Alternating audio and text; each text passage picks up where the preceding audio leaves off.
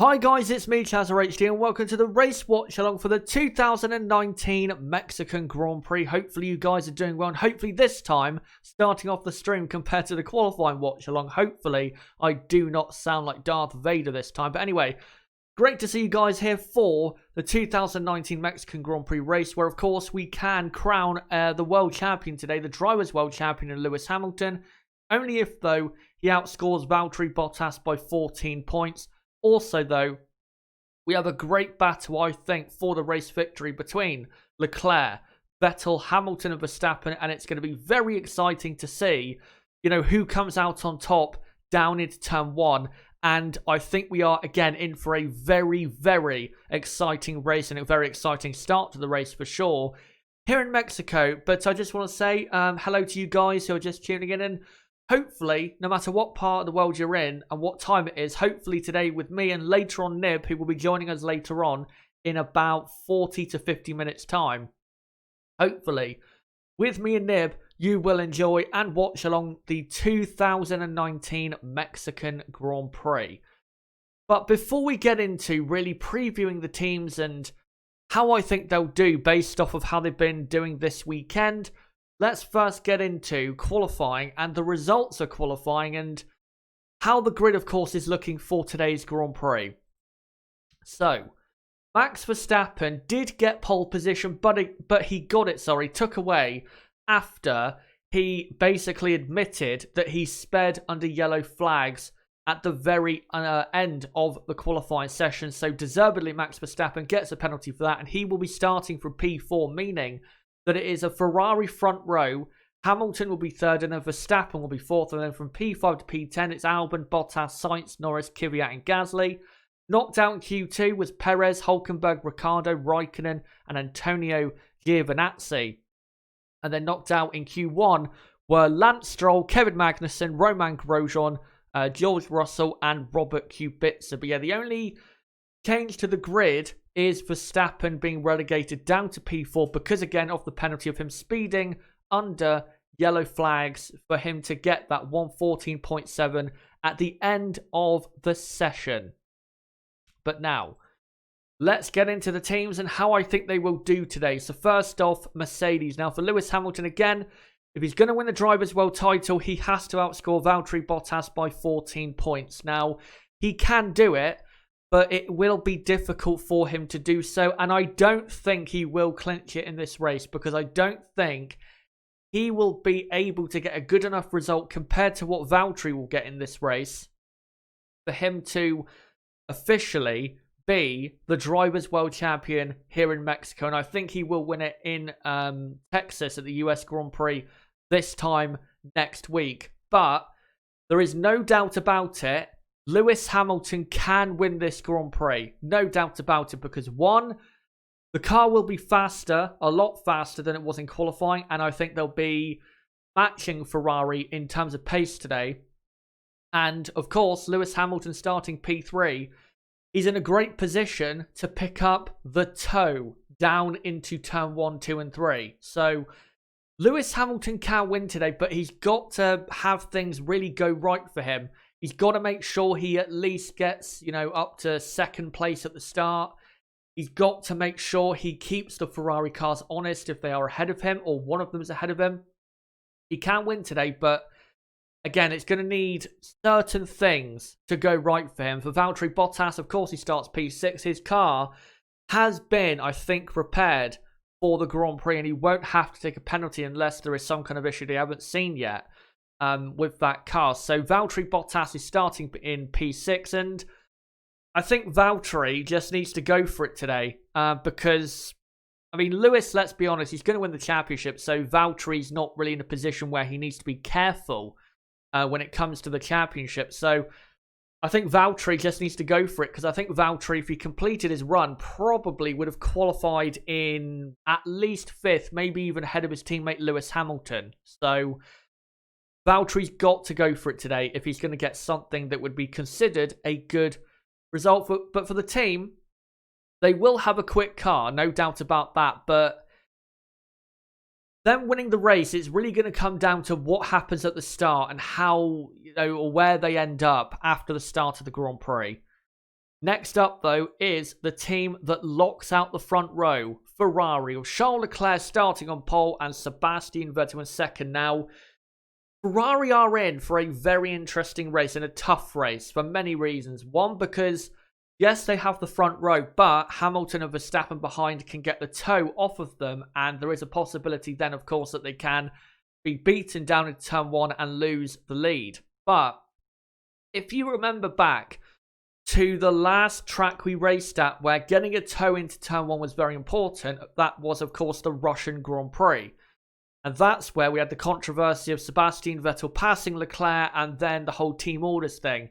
Will be interesting to see if Ferrari, will tell the drivers what they need to do at the start to secure a certain position at the start going forward for the rest of the race. One thing I will say is if Charles Leclerc is leading from Sebastian Vettel after the end of lap 1, I think we will get some interesting team radios today, because all weekend, Sebastian Vettel has been the faster driver, and if the yellow flag had not come out at the end of qualifying, considering Charles Leclerc made a big mistake going off at turn 12, I think Sebastian would have at least out-qualified Charles Leclerc. So the faster driver this weekend is behind. So it will be interesting to see what Ferrari do when it comes to that, because if Sebastian Vettel does show the pace that he has been showing mostly this weekend, then they might have to make a tough decision when it comes to that. But another thing that will be very tough for Ferrari is tyre wear, because tyre wear this weekend has been especially bad, and according to Pirelli, it's basically a guaranteed 2-stop race today. And of course, that is not good news for Ferrari. Yes, they are starting on the medium, and that will help them in the race to, save tyres and not burn their tyres out. But we know how bad Ferrari are when it comes to tyre wear, so that will be a problem. And that will allow Red Bull and Mercedes to then put on a proper challenge for Ferrari for the race victory. So even though they've locked out the front row, they've got a very difficult race ahead, because there's going to be many, again, challenges that will come up over the 71 laps. So Ferrari not in for an easy race today, even if they do lead 1 and 2 at the end of lap 1. And next up is Red Bull Racing. Now, first off, we'll get into Albon before I get into the whole Verstappen stuff. So Alex Albon, P5. Again, I don't think Albon did the best he could. I think Albon could have at least put it in P4 on the grid ahead of Lewis Hamilton, because I think it was pretty clear to see at the end of qualifying there that Red Bull did have a better car than what Mercedes had. So I was slightly disappointed with Albon. P5 is not bad, but it could have been definitely better. And I think if I was the Red Bull boss, I would have been at least expecting P4 considering where Max was. But P5, if anything goes on ahead, then that's still a good position for Albon. But Max Verstappen, of course, he got pole position. He was the quickest driver, no doubt about it. But he, was speeding under yellow flags when he set that final lap. And his comments after landed him in it when it came to him getting a penalty. Now, there's two things I want to talk about before we get into the rest of this stream with this whole story. One, the FIA did make the right decision, but the way they came to it was very poor, in my opinion, because they only investigated Max Verstappen because he said that he didn't slow down at all for yellow flags. I cannot believe that Max had to say that, but, for him to get punished. It should have been pretty clear there was a yellow flag out waving right in front of him, and he clearly kept his foot down and went to the line and proved his time. I cannot believe that the FIA did not open an investigation before, the post-qualifying press conference that Max Verstappen did, where he basically, tried to, I guess, throw out any accusations that he did anything wrong, even though he did say, yeah, I just kept going, even though Bottas was crashed. But I will say, as much as I think Max is a very good driver, and he is, there is no doubt about that, I did lose a small bit of respect for Max Verstappen yesterday with his comments about his conduct when he, continued, when there was yellow flags, and he said that he saw Bottas crash, but just continued on anyway. And the journalist, kept asking, well, why did you do it? And he basically came up with an answer that I didn't like, that was, we're Formula One drivers, we're in control, and kind of a so what kind of answer. And I do not respect that answer. And I have rather lost a slight bit of respect, because you've got to respect yellow flags. If a driver has had a big crash like Bottas had, you cannot just take this whole blasé, attitude to it. You've got to obey the yellow flags, and you've got to, be safe in those types of situations. You can't just keep your foot down and do whatever you want just because you're a Formula One driver. And his attitude, I have to say, was very poor. I'm not going to, lose all respect for Max, because at the end of the day, everyone on this planet will say something that was a mistake. So I don't think people should, criticize him to the point where they're never going to forgive him or anything. This was a bad moment for Max Verstappen in terms of what he said. No doubt about it. But I'm not going to absolutely crucify him, because, again, people make mistakes. People say things that, on reflection, was not the right thing to say. So I'm not going to lose all respect for him forever. Again, people make mistakes. And I think people should allow people to make mistakes so people can learn, how to improve in that area or in that, mental state of mind. Max Verstappen also, when it comes to what he said, the bit that really got me was, of course, we had that whole thing at Spa with Antoine Hubert and Juan Manuel Correa and the whole accident, and we were all, as a community, heartbroken. And I think that's what really got to me, is just how blasé he was to it, considering that 2 months ago we had such a horrific event, and when Valtteri had put it in the wall, and it didn't look initially like he was okay, and he actually said he had knee pain after he hit the barriers. His attitude to me just stinks from what he said. Again, though, I think he will learn from what he said. But again, I'm not going to crucify him, but I will say that it was not the right thing to say at all. But anyway, that's what I have to say on it. But anyway, before I go into the midfield, let me know, guys, in the live chat, for the top teams, Mercedes, Ferrari, Red Bull, how do you think they're going to do? Do you think Lewis Hamilton can wrap up the World Championship today? Do you think Ferrari can win today? And how do you think they need to conduct the race to win? And for Red Bull, how do you think they'll do? And for Max Verstappen, what did you think of his actions yesterday? And I will say also, kind of to do with his race, Max will be very, very quick today, and he still is in full contention for the race win. It will be tough for him to win, even though he will have a good toe down to turn one, but it will be tough for him to win, considering how great those Ferrari cars are in the first sector, where, that's the only place you can pass. But yeah, let me know in the chat what you think of all that stuff, and I'll read out your comments in just a moment. But guys, don't forget to subscribe for this channel for more content like this, as we do practice to qualifying and race watch-alongs for every race weekend in 2019, and we are probably going to do the same also for 2020 as well. So don't forget to subscribe for that. Bottom right of the screen, you can do it right there, or go to my homepage and do it there, and hit the notifications bell, and also hit the like button if you want to see this content continue. And it does help out the channel grow as well, so don't forget to do that. But now, I will read out your comments to see what you guys have to say in terms of what happened yesterday and going into this Grand Prix. By the way, great to see about 300 people here already. Very, very good to see. And hopefully all you guys are having a great day. And hopefully you will be with me and Nib enjoying the race later on. Right, let me find some comments here if I can. By the way, hello to Sid Vicious. Great to see you. Or Viscous. I don't know how to pronounce that final name. I'm just going to say Vicious. Mostly an F1 fan says, if you saw his interview in the Drivers' Parade, then he looks pretty pissed, I expect. Late breaking dive bomb on Hamilton in turn one.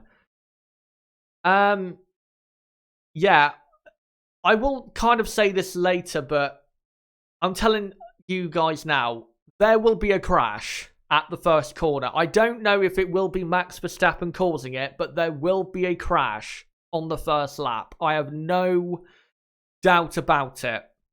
And I think most likely it will be Max Verstappen because Max is very angry. We know that. He's very angry that he lost pole position. He knows he has probably the best pace out there to win the Grand Prix in clean air.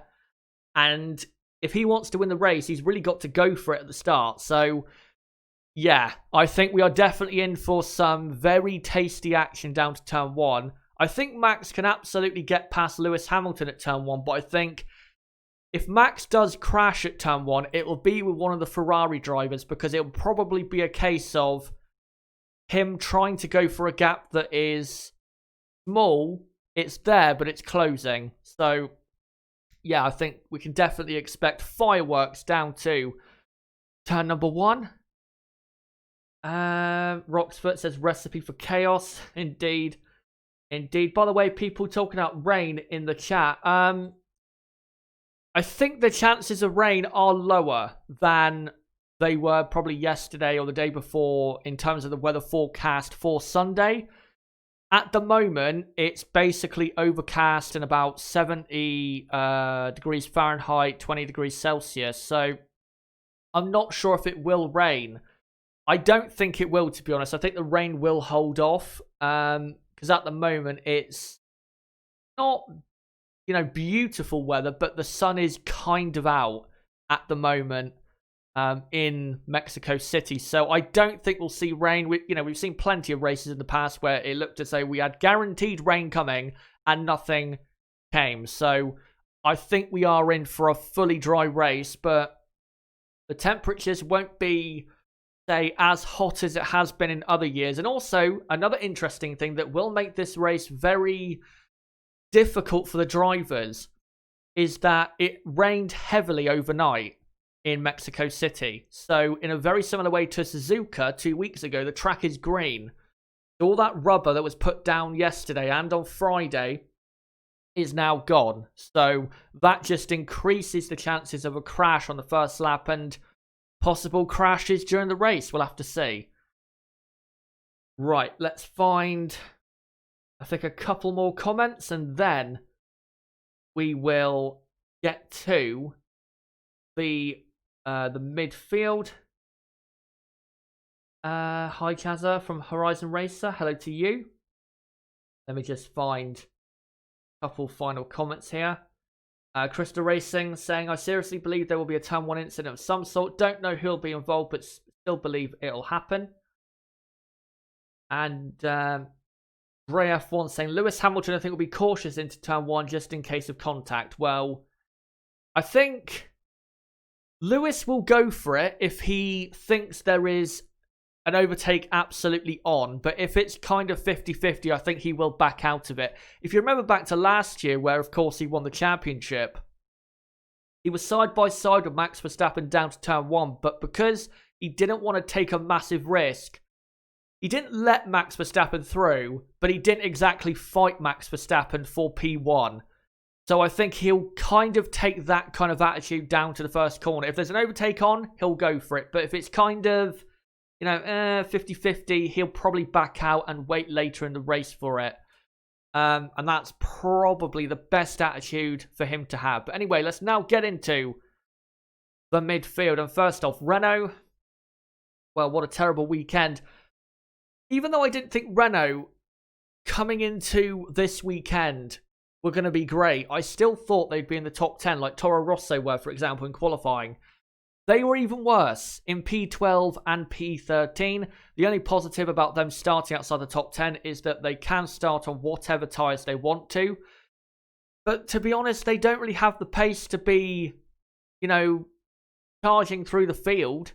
So I don't really see what Renault can do today to get a great result. I think points are definitely on. I think they can definitely get a points finish. I wouldn't be surprised if, say, Daniel Ricciardo nicked a point in 10th place, but the Renault car fundamentally is slower than the McLaren and Toro Rosso this weekend, And of course, they have the racing point of Sergio Perez ahead of them. So, yeah, not good for Renault. And, yeah, not a good weekend at all. This has been quite an embarrassing weekend for the Renault team, as 2019 continues to be an embarrassing season for Renault. But, yeah, I don't really see what Renault can do today to get a great result. Maybe P10 with one of their cars. But other than that, I don't really see a great result today. Next up is McLaren. I think McLaren will be fine today. P7 and P8 on the grid, of course, and that is, well, a clearly dominant fourth row lockout, but I think one of the Toro Rossos might be able to give Lando Norris some trouble, because Lando hasn't quite been as quick as Carlos Sainz so far this weekend. And Lando, I mean, he did do a very good effort in qualifying to get P8, but he wasn't looking like he was going to qualify there in the first place until that final run at the end of qualifying. So I think Norris might be a bit under pressure from the two Toro Rosso drivers, Daniel Kvyat and Pierre Gasly, but Carlos Sainz will be fine. He'll dominate front of the midfield. If anything goes off ahead, he'll inherit that position. And yeah, Carlos Sainz will be fine, but I think Norris, as long as he can, say, be within 2 or 3 seconds of Carlos for the entire race, I think then he'll be fine ahead of the Toro Rosso drivers. But yeah, McLaren, they should have, clearly, in the midfield, the best car, even though they're not starting on the tyre compound that, let's say, you would want to start on for this Grand Prix. Of course, that's a soft compound tyre that you can see on your screen right there. Next up is Alfa Romeo. Alfa, I think, kind of have done what we thought they were going to do. They were never going to be good this weekend. Clearly slower than Renault, Toro Rosso, and McLaren, and arguably Racing Point as well. And yeah, they were just never going to be good this weekend. And I think, to be honest, P14 and P15 was the absolute best they could do with what they have at the moment. Sad times a bit for Alfa, because a few races ago, we thought Alfa were going to be right there for P5 in the Constructors with Renault, but they have fallen off so badly compared to Renault and Toro Rosso that, yeah, just a horrible end to the season. It really is, and I do kind of feel sorry for the drivers, because the drivers, I think, this season have driven quite well, but the car just isn't there anymore, and that's sad, but that's just the way it is. And yeah, Alfa, they'll probably end up finishing around 13th, 14th place. And next up is Haas. And yeah, Haas are going to be terrible because, one, their car is not suited to this track. And the tyre wear this weekend is probably the worst it's been since Singapore. So yeah, Haas are going to be probably racing the Williams, honestly, today. That's how bad their car is. Next up, Toro Rosso. Now, Toro Rosso, so far this weekend, have been the dark horse of the weekend, because all through practice, they're in the top 10 with both cars, and in qualifying, they got P9 and P10. And of course, they are in a monumental scrap for P5 in the Constructors with Renault and Racing Point as well. So this is a big day for Toro Rosso. If they can outscore Renault by a few points today, then that could be the difference between 5th and 6th in the Constructors, because Renault right now are not in good form at all, and they're definitely mentally not in a good way. So they've got to capitalise on that, and today they've got to carry over, at the very least, the performance of qualifying. But I think they can, as I said earlier with McLaren, with Lando Norris, they can finish even higher than P9 and P10, but they've got to outscore Renault and Racing Point today. If they can do that, then a very good result for Toro Rosso, as they are so close to P5 in the Constructors, only 6 points away. And I honestly do kind of hope they get it, because let's be honest, guys, Renault, I don't think they deserve P5 in the Constructors, because they haven't produced a car that's that good, and compared to what they should be doing, they're nowhere near the required level. So I think, to be honest, a team like Toro Rosso, considering what they don't have compared to what Renault do have, I think Toro Rosso do deserve P5 in the Constructors. So I do kind of hope they get it, because They've worked very hard this season, and they've had a very good season, of course, with that podium earlier on in the season. But also, Racing Point, the final midfield team we'll go to, they also are right in there for P5 in the Constructors. Going into this race, though, it's not looking amazing for them. Perez is P11, the home driver, of course. He does get to start on, of course, whatever tyre he wants to, and he's the first driver in the pack behind P10 to be able to do that. So look out for Sergio Perez. Lance Stroll starting P16. I'm sure Lance will get a great start, but not quite sure what Lance can do from his position. But Racing Point, I think, can finish in the points today, but it's going to be tough because the Renaults, they'll be in there.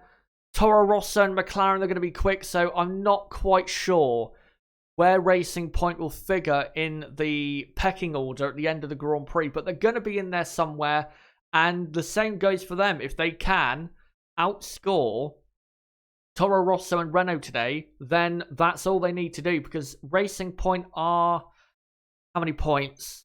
13 points or 10 points behind Renault, who are 5th in the Constructors, so as long as they outscore Renault and Toro Rosso, that's all that matters, and that's all they need to do. And hopefully, they can have a nice, competitive Grand Prix, like they had at Suzuka, for example. And of course, the final team is Williams. And as I said, they might be racing Haas today. And actually, they came out and said after qualifying that they expect to be racing not only Haas, but Alfa Romeo as well. So Williams looking confident, but yeah, Williams I think will be there for with Haas, but I'm not sure about Alfa because I think Alfa definitely have a much faster car than Haas do. Haas are way off the pace at the moment, but those are the midfield teams. Let me know, guys, right now in the live chat for the midfield, who do you think we need to look out for today, and who do you think will be good in the midfield? Do you think McLaren will dominate the midfield battle? Do you think Renault can recover from such a horrible qualifying? What do you think Alfa and Haas can do? Nothing really, but what do you think they can do? Do you think Toro Rosso can outscore Renault and Racing Point today? And what can Racing Point and home driver Sergio Perez do today? Let me know in the live chat, and I'll make sure to read out your comments right now, and we'll read them out for another 5 minutes, and then we'll get on to the rest of the show. Let's see what you guys are saying in relation to the midfield. See what you guys have to say. Trying to find a good comment here if I can. Binod says, if Gasly gets ahead of Daniel, I think he can split the McLarens. Yeah, I think Pierre's probably most likely to finish ahead, you know, in that Toro Rosso battle, because Pierre on Friday was very quick. Daniel was as well, but Pierre was more consistent in being as quick as he was. I think Pierre, the reason he got out-qualified by Kvyat yesterday was because, if you didn't know, guys, Gasly was ill yesterday. He had a stomach upset, so Gasly was not exactly in prime form, prime physical form, so yeah, I think Gasly, he'll be in there today for sure. He was actually one of the best drivers of last year's race. Last year, he started at the back and finished in P10. So, yeah, look out for Pierre Gasly. And Crystal Racing saying, Gasly has been great since his return to Toro Rosso. He has. And I've said this before, and I'll say it again. If he never was in the Red Bull, I'd be screaming for him to be in the Red Bull for 2020. But, of course, he has had his chance, and I don't think he will get another one for a very long time, because I think Albon has probably done about enough to get a seat, I think. Right, let's find some other comments here. Peter King, Mad Max will definitely win today. He'll be in the fight. I'm not sure he'll definitely win. Rooksfoot, Toro versus McLaren could be spicy if FOM show it. Yeah, indeed. Well, we would have to be having the most boring front race between the top three teams for them to show McLaren and Toro Rosso fighting. We definitely won't see Carlos Sainz. There's no doubt about that. Carlos Sainz. I mean, who is Carlos Sainz at this point? But yeah, we'll keep our eyes on it because it is an important battle. And it is, again, important, the battle between Toro Rosso, Renault and Racing Point. But again, as you made the point, Rooksfoot, they're not going to show it. They're not going to show those cars, even though that is very important in the futures of those teams. Right, let me find a couple more comments, and then I'll get on to the tyre situation, because that is a very important thing today. F1 McLaren are looking good for next season, Chazza, and I think can challenge next season with the top 3 teams, but just behind they are really good, McLaren are. McLaren, yeah, they are very good. I'm not going to say yet that McLaren are ready straight away in 2020 to start competing with Mercedes, Ferrari and Red Bull. I am still hesitant to say that McLaren are finally going in a good direction. Yes, this season has been great, but they've done this before, McLaren, where they've shown a lot of progress the next season after having an awful season, and then the next season have gone back to being absolutely terrible. So I will wait till 2020 to see what McLaren produce for a car, which I think should be good. I don't think it will be able to race Red Bull, Ferrari or Mercedes next season. I think if McLaren could produce a car that's about a second off the leading pace, I think that would be a good car for 2020, because they would probably be clearly ahead of the midfield still. And, you know, if anything went off ahead of them in those races in 2020, then maybe they could pick up some P4s, P5s. But yeah, if they can produce a car that's about a second off the pace overall compared to whatever the quickest car is next season, then that would be good enough. That would be good enough, because let's be honest, McLaren have been miles away off the front-running pace for a long time. So I think a second off the pace would actually be quite good for them, considering that, back in 2017 or 2018, they were 3 or 4 seconds off the pace. Right, let me read out one final comment, and then we will get to the tyres. And the final one is from the Juiciest Panda. Did Verstappen deserve that penalty? Maybe not the penalty he got. It depends on how you feel about that type of stuff. He deserved a penalty. There's no doubt about that. He deserved a penalty. I think, you know what, considering his comments after the fact and the actual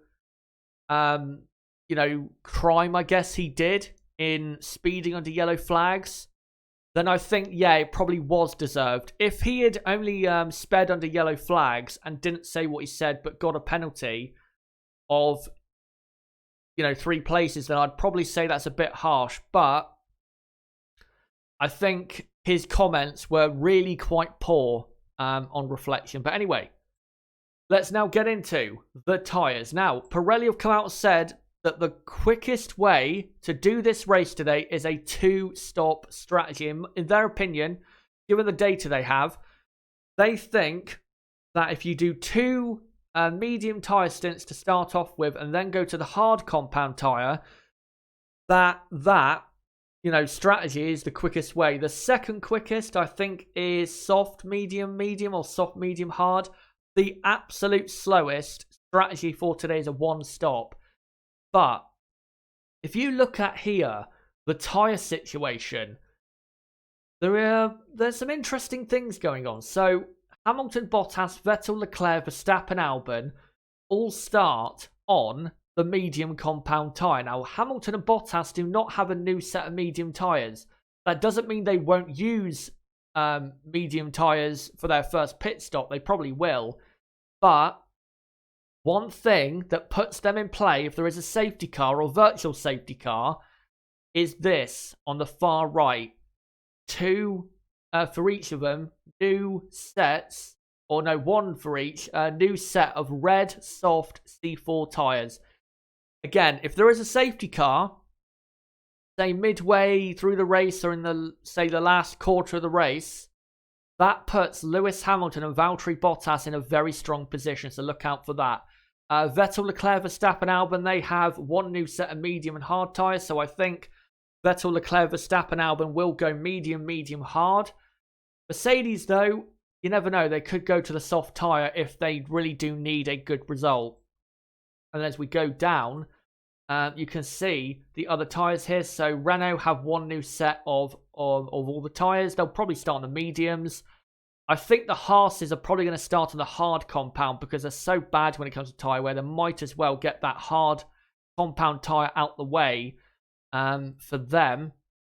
And then yeah, as we look down, all the other drivers have basically the same considering where they have started. So that's the situation when it comes to tyres. And yeah, I think definitely at the front, it's going to be interesting to see when they pit, but also what tyres they go on to, especially for Lewis Hamilton and Valtteri Bottas. Be interesting to see if they do use that new set of soft tyres for each driver. But now, guys, it's time to get into my prediction, or our predictions, for the 2019 Mexican Grand Prix. Nib is about to come on in just a moment. Make sure for the final 20 odd minutes to put your predictions in the live chat, and I will read out as many as I can before the race officially gets underway in Mexico City. So let me know in the chat, who do you think will win, finish in second, finish in third, and fourth, fifth, and sixth. And if you want to do the rest of the field, then you can go ahead and do so, but it's your choice. But let me know what your top 5/top 6 is for this Grand Prix. And yeah, I'll read out as many as I can before the race does get underway. But with 23 minutes to go until the race, let me now get into mine. So, in my opinion, winning the Grand Prix is going to be Charles Leclerc. Mainly for this reason, because I think Ferrari will have a 1-2 at the end of the first lap. I don't think Sebastian Vettel, by the way, will finish in P2, but because Ferrari will be able to control the race with Charles Leclerc in the lead for long enough, I think Leclerc will have just about good enough speed to win the race. He will be hanging on a bit at certain periods of the race to win, but I think he has just about enough of what he will need to stay ahead of the other drivers to win this Grand Prix. Of course, in qualifying, he finished P2 in qualifying, but now starts on pole because of Max Verstappen's penalty from pole position. Charles Leclerc, of course, is going for his first ever race victory in Mexico, and Ferrari are going for their first win in Mexico since 1990. That race was the classic race where Prost and Mansell were racing the two McLarens of Senna and Berger, and of course Mansell went right round the outside of Berger at Peraltada.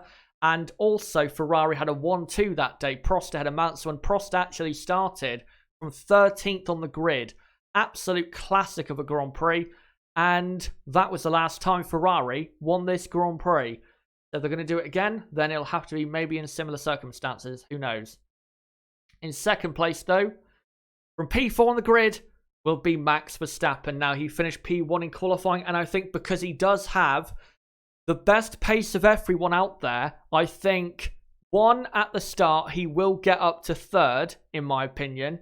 I don't think Lewis Hamilton, for example, is going to be very aggressive into turn one. I think Max will be very aggressive, and he will get up to third place. And then somehow, some way, he will get ahead of Sebastian Vettel in this Grand Prix because he'll be so quick, so determined. And I think the Red Bull car, in terms of tyre wear and speed over the 71 lap race distance, will have a good enough car for Max Verstappen to get into second. But because he'll be held up behind Vettel, that will mean that he won't be able to then have enough time to get after and overtake Charles Leclerc. So I think it will be second for Max Verstappen in this Grand Prix. But if he does win, it will be his third win in a row in Mexico.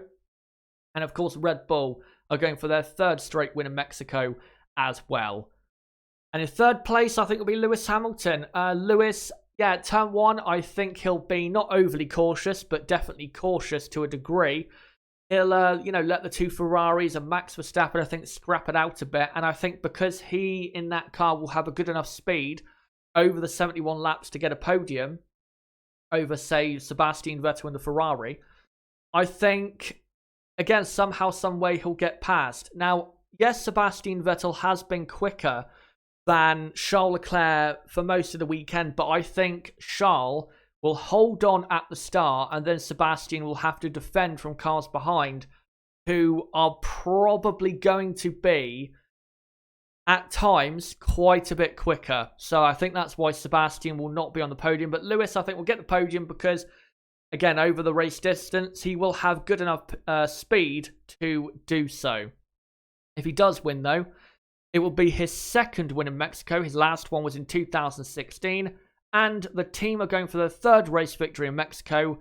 And again, as I said earlier, Lewis Hamilton can win the Drivers' World Championship today. Only if, though, he outscores Valtteri by at least 14 points. So if Lewis Hamilton wins the race and gets the fastest lap, then he does need Valtteri in P4 or lower to win his 6th World Championship. But now, it's time to bring in Nib to the stream. And hopefully he's doing well. Nib, how you doing, mate? And let us know, what are your predictions then for this Grand Prix? Yep, I'm doing very well. Thanks for asking, mate. I hope everyone else tuning in is doing well also. And let's get straight into my predictions for the race. I'm going to go for Sebastian Vettel to win the Mexican Grand Prix. I think he's going to get a good start. He's not going to jump the start this race. And then he's going to pass Leclerc down towards turn one and hold station for the rest of the race. Second, I'm going to go with Charles Leclerc. I think that the Ferraris will just be a bit too strong with their straight line speed, and obviously with it is hard to overtake here.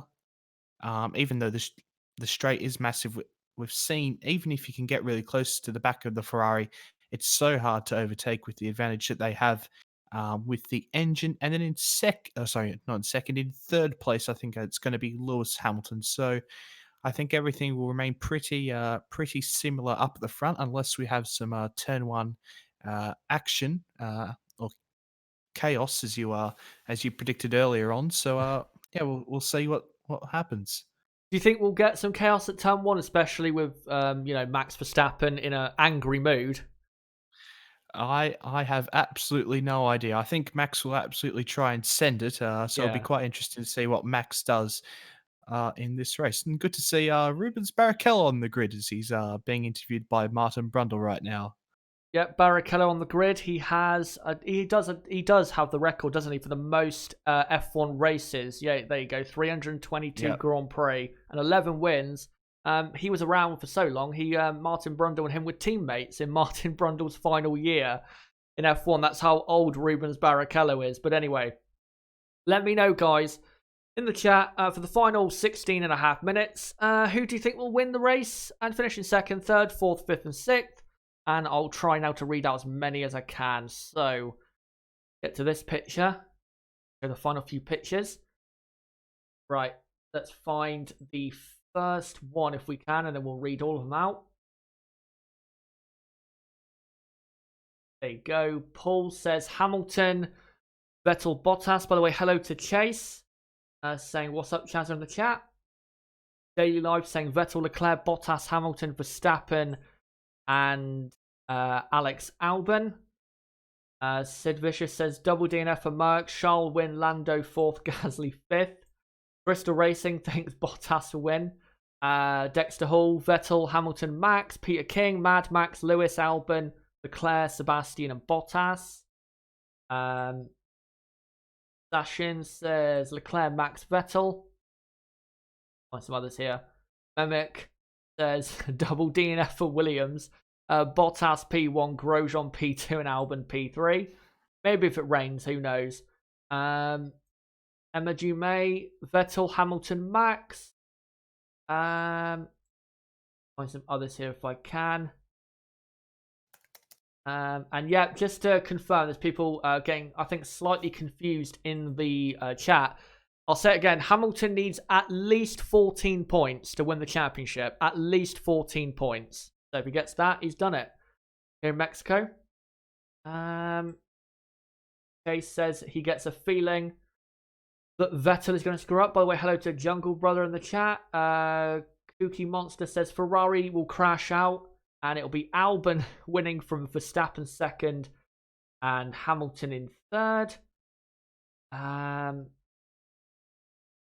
If I can, just rolled past one. Binod says Vettel to win from Bottas, Albon, and then he says Max will take out Leclerc. That would be very controversial if that happened. And Hamilton will retire, according to him, due to mechanical failure. And Jean-Pierre Hector says Max Verstappen to win. Dreaf1, Chazza, do you think Pirelli should have brought the C3, C2, and C1 because there was a lot of graining? Maybe, but I think this track is just hard on tyres anyway. The tyres are never going to feel good in a race distance around here. They're never going to, because this track just kills tyres. So, yeah, they could bring the C3, C2, and C1, but they're still not going to feel that good. They'll feel better to push with, but I think also from a entertainment standpoint, it will make the race a bit more entertaining from a point of view of, the tyre wear and pit stops and stuff like that. But before we get into more predictions, I just want to ask Nib. Here we go. About Renault. Well, what have you thought then so far this weekend? Awful. And the last time I said they were awful, ended up being a fantastic result, but then they got obviously disqualified. Yeah. So who knows what will happen this weekend or in this race? I think the greener track might help Renault a little bit. Of course, they'll probably start, or they get to start on a fresh compounded tyre. So I think that will help Renault. And who knows, they might come flying through the field because they do have a relatively quick car in a straight line. Yeah, well, hopefully they do from their perspective, because it's really, really poor at the moment for Renault. But for the midfield, is there anyone you're looking out for, considering where they're starting from the grid, that you think will be one to watch out for, like a Sergio Perez or someone? No, not really. Not really. But McLaren will obviously win the midfield. But nah, not. To be honest, I haven't actually watched any of the sessions because the race is on a silly time in Australia. Yeah. It's just about to hit 6 a.m. and all the sessions on at 2, 3, 4 a.m. So I haven't been able to watch. But now, hopefully, if there is any battles in the midfield, they actually show them. That would be nice, of course. Yeah, it would be, but most likely we won't get that. But right, let's read out some more predictions if I can find some. By the way, hello to the 600 people watching live, and just to say again, if you're new to the channel, don't forget to subscribe for more content like this, as we do watch-alongs for every Grand Prix, for Practice 2, qualifying, and the race, and we'll probably be doing the same, well, we will be, for 2020 for sure, so don't forget to subscribe for that. Bottom right of the screen, you can do it there, or go to my homepage and do it there and hit the notifications bell, and also hit the like button if you want to see this content continue. Also, in a few moments' time, I will explain to any new viewers what we do for watch-alongs, in case anyone out there is confused. Right, let's find comments. By the way, hello to Pole Position F1, who says greetings from Columbus, Ohio. Hello to you. I just saw a prediction, but I rolled past it. Find it. There you go. Jungle Brother says Albon to win. That'd be incredible. From Vettel second, Lewis third, Sainz fourth, Gasly fifth, and then Kvyat, Norris, Raikkonen, Perez, Ricciardo. Fahad says Leclerc, Albon, Hamilton. By the way, in case you guys don't know, I know some of you do, but the winning car will be lifted, I don't think actually right next to the driver on the podium, but it will be on a podium right, near the driver. So, yeah, look out for that once the race finishes. The car up there with the winning driver. It's being lifted onto the actual podium. Is it? I thought they said that it would be like on another little ramp just in front of them. Well, when I seen them doing the rehearsal on Twitter with some dodgy car, it looked like it was on the podium. So I'm sure we'll see later on. Yeah, we'll see. It might be a bit hard to fit it on there because cars are very wide. But yeah, we'll see what happens later on. Right, let's find some more if we can. Paul says Leclerc and Vettel will tow Hamilton along and Hamilton will pounce. I think Hamilton and Verstappen, that's what they're going to be looking for down to turn 1. initially it'll be to get a good start, because that's the one thing in Mexico is, yes, getting a toe is very important, but if you get an initial poor start, because there are so many cars behind able to get your slipstream, you can end up losing 4 or 5 places before you know it. So you've got to get that initial getaway, good. You've got to do it well if you're going to then capitalize on a slipstream down to turn 1. Crystal Racing says, I'd be shocked to see Albon pick up his maiden win. He does have a car that can be on the podium, if not win the race. So I think a podium is not out of the possibility, but yeah, I don't see a race win unless we have a truly mental Mexican Grand Prix, which never know, could happen. Peaceful Servant says Vettel to win from Leclerc, Bottas, Hamilton, Verstappen, Albon. So 2 by 2 by 2 for him. Right, let's find others here if we can. Trying to find any that I have missed. There you go, Chase. Says Verstappen, Hamilton, Albon. And I missed any others. I don't think so for the moment, but keep putting your predictions in, guys, and I will make sure to read out any that I, do see before the race gets underway. We'll move on to the final picture before we get the slideshow ready. But I just want to let you guys know, for anyone who's new, what we do for Watchalong, so I, make it clear this is what we do. So, of course, we cannot show live video footage of the race, because that would be breaking copyright law and the channel would be took down very quickly. So we're not going to do that. What I will show is a slideshow of pictures, one every 3 minutes, during the course of the Grand Prix. And then what we will do, me and Nib, is provide a radio style commentary, basically, of what is going on at the track. I'll have a running order running along the bottom of the screen. And good news, guys, I have a lap counter and I am going to be debuting it today. There might be a couple little hitches with it, possibly in the race if we get a bit of a messy Grand Prix. But if there is no safety cars or virtual safety cars, then it should work absolutely fine. It won't be absolutely to the second accurate. It might be, say, here or there a couple seconds slow, or maybe 3 or 4 seconds, but there will be a lap counter playing every, or, counting over every, it should be every, 1 minute and 20 seconds, around about that, 1 minute 18 seconds. So I do have a lap counter.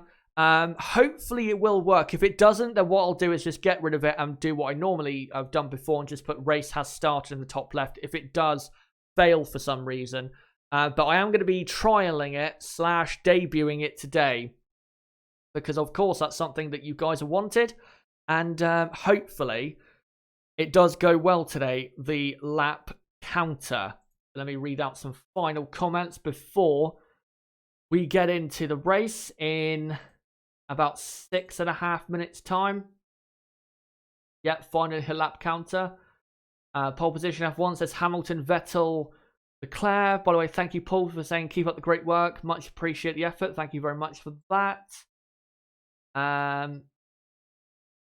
Find some other comments here before we get into the race. Don't ask me, says Mexico is harsh on the tyres.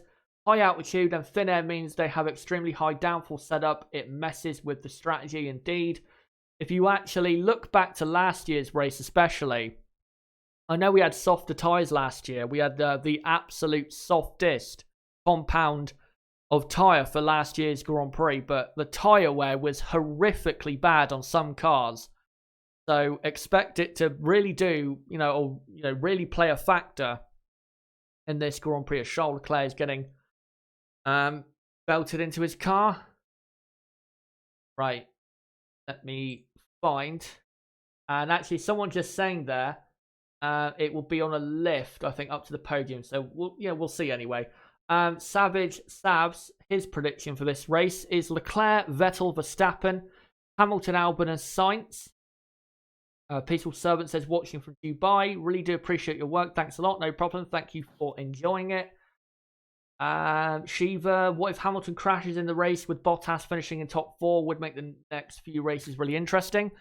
If Lewis does retire from the race and Valtteri gets a podium, then the championship might get delayed till Brazil, but let's be honest, Lewis is going to win it eventually. We don't know how or when, but he is going to win it. There's no way Valtteri is going to claw back a, 63 or 64 point gap in 4 races, considering how great Lewis is compared to Valtteri Bottas, even though Valtteri has had a really good 2019. Crystal Racing saying Mercedes had a weird balance problem last year and Kimi flew past in the last 20 laps. And other people saying their Mercedes are very good on tyre wear. Yeah, they are. Yeah, Nib, do you think tyre wear will play a big factor today? I think it will. Yeah, it always will. At Mexico, we've seen it over the last last few years. We've had the race in Mexico. Just the nature of the circuit, those fast corners, and then the slow speed corners of the last sector really do put a lot of pressure on the tires. And with the track being green, I think we're going to see quite a bit of graining. Yeah, we definitely will. And as you say, those long corners, especially in the middle sector, it absolutely tears the tyres apart. And that's where the tyres really, get punished around this track. Just looking at the comments here, Magath88, do you think someone will do the Chazza strategy, i.e. start on hards and go on forever until safety car? Yeah, you watched my league race. I know you did from a couple days ago. In case no one knows, I did a league race in ILR, which is inside line racing, and qualified 14th at Hungary. Started on hard compound tyres, stayed out till lap 27. Safety car came out, put on the soft tyres, and the rest is history. So yeah, that's what he means by that. And no, don't worry, the race has not started yet. Or can a 3-stop strategy win the race? It depends who is doing it. I think if Ferrari go for a 3-stop, because they have so much speed in a straight line, they might be able to make it work because they have a car that is, a good car for overtaking. But if you're a Red Bull and you're lacking a lot of power down the straights, then it is going to be difficult to really use the tyres as well as you need to if you're on a 3-stop. I think we will be on for a 2-stop. I don't think we'll see a 3-stop race today. I think maybe if we get a safety car, that'll happen, but I don't quite think we'll get a 3-stop. But anyway, the starting grid, and I might as well get my running order up now with 2 minutes to go until the race. So there you go. This is the grid for the Grand Prix. Charles Leclerc starts on pole from Sebastian Vettel second. Lewis Hamilton third. Max Verstappen is fourth. Fifth is Alex Albon. Sixth is Valtteri Bottas. Seventh is Carlos Sainz. Eighth is Lando Norris. Ninth is Daniel Kvyat. 10th is Pierre Gasly. 11th is Sergio Perez. 12th, Hulkenberg. By the way, Sky F1 just did a massive error. They just cut to an ad break in between the F1 intro. 12th is Hulkenberg. 13th, Ricciardo. 14th, Raikkonen. And then Giovinazzi and Stroll. And then Magnussen, Grosjean, and Rossi and Kubica. Thank God Sky F1 did not cock up that bad. Seen worse than that, but that was almost a disaster by Sky F1. Anyway, I think in a few moments we'll get rid of that timer as the formation lap will be underway in just a moment, in about a minute's time, as it is 22 degrees Celsius air temperature, of course that's 71, and the track temperature is 38 degrees Celsius. So it's not the hottest day or the hottest race we've had here, but it's definitely hot for the cars and tyres still, as the cars are set to be going away in a moment on their formation laps. So what I'll do is get rid of the timer and get the text ready for you guys. Formation lap has not officially started, but it will be in about half a minute's time. So I'll just put that there for when it does start, and there you go. And yeah, the lap counter will be up there once the race actually does get underway, as the mechanics are about to leave those precious Formula One cars And now the drivers are left alone on the grid, and it's up to them to make it work in this Mexican Grand Prix. Be very interesting to see the tyre choice outside the top 10. I'm expecting a few hard compound tyre runners outside the top 10, as we're seeing Charles Leclerc here. On the back of his steering wheel, it says RIP Tonio, of course, still for Antoine Hubert. And Charles has 7 pole positions so far in 2019, as the formation lap is about to get underway. As of course the front 6 are on mediums, P7, P8, P9 and P10. As the formation lap now gets underway, P7, P8, P9 and P10 are on soft compound, then Perez and Hulkenberg and everyone from Raikkonen down to Kubica are on mediums. Daniel Ricciardo, though, is on hard compound tyres, so they're going to try and split the strategy at Renault, as the formation lap is now officially underway. And I don't know why that just showed. I don't know why the end of stream thing there just showed.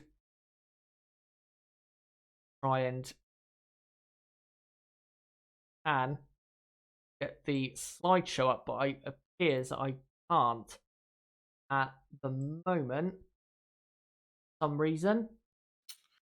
Right, I'll do it in, I think, just a moment. Actually, I'm going to quickly reset it. This formation, or not the formation app, the image slideshow. For some reason, it keeps breaking on me. It's been doing this plenty of times this weekend. Don't worry, guys. Okay, I'll get guys, up in a moment. Guys, please keep the chat English, and there is no live footage of the race being shown. I don't know how many times I have to say this in the chat. There's not going to happen. But yeah, we're just on the formation lap here, and they're just showing the title equations just before. And they're showing the predicted pit stop strategy there. Don says, mate, no live stream. Get banned. As Right, they're there just you coming go. through this stadium section now. Are you good now? Yep, I've got it now. Thanks for... And by the way, again, we put it so many times. As Nib said, there is no live footage, as they're now coming into the end of the formation lap. So let me just get this slideshow up and running properly. There you go. So that should play one picture every 3 minutes. As now Charles Leclerc and Sebastian Vettel line up on the starting grid. So the race will be underway in just a moment. And for future, I'll have to try and fix the slideshow pictures, because for some reason it keeps breaking like that during the weekend. But anyway, let me get rid of that text. The race is about to start. And Leclerc now up on pole position, as most of the grid has now formed up. And the green flag at the back is now going. And the lights are now on. It's 2 lights, it's 3 lights, it's 4 lights, it's 5. We're ready to race in Mexico, and it's lights out, and away we go. And Charles Leclerc's got a very good start, and Lewis Hamilton has also got a good start. It's almost on the grass then. Vettel cuts him off. Verstappen down the inside of Lewis Hamilton. And Vettel trying to go around the outside of Leclerc, but he does not. It's a Ferrari 1-2. Max Verstappen, I think there is side by side of Hamilton. Slight contact then. Oh, but Hamilton and the Red Bull off the track. Hamilton and Verstappen, and one of the McLarens is trying to go past one of the Mercedes cars. So Carlos Sainz. Carlos Sainz down the inside. Hamilton's got to stay ahead if he wants to challenge for victory, but he does not. Carlos Sainz is up, and Verstappen is down to about 8th or 9th place, as Norris is trying to go around the outside of Bottas, and he does so. So it is Leclerc leading from Vettel, and then Albon, I think, is in 3rd place in the Red Bull. We haven't seen confirmation of the order yet. Albon in 3rd. And then it's Sainz, Hamilton, Norris, Bottas. Oh, Verstappen went across the escape road at turn 11, and now he's under pressure from a Toro Rosso, as we're about to go into our virtual safety car. Virtual safety car. So let me quickly just with this timer slow the rate of it down for a moment. As yet, virtual safety car. I don't know what for. We didn't see, I don't believe, any debris at turn 1.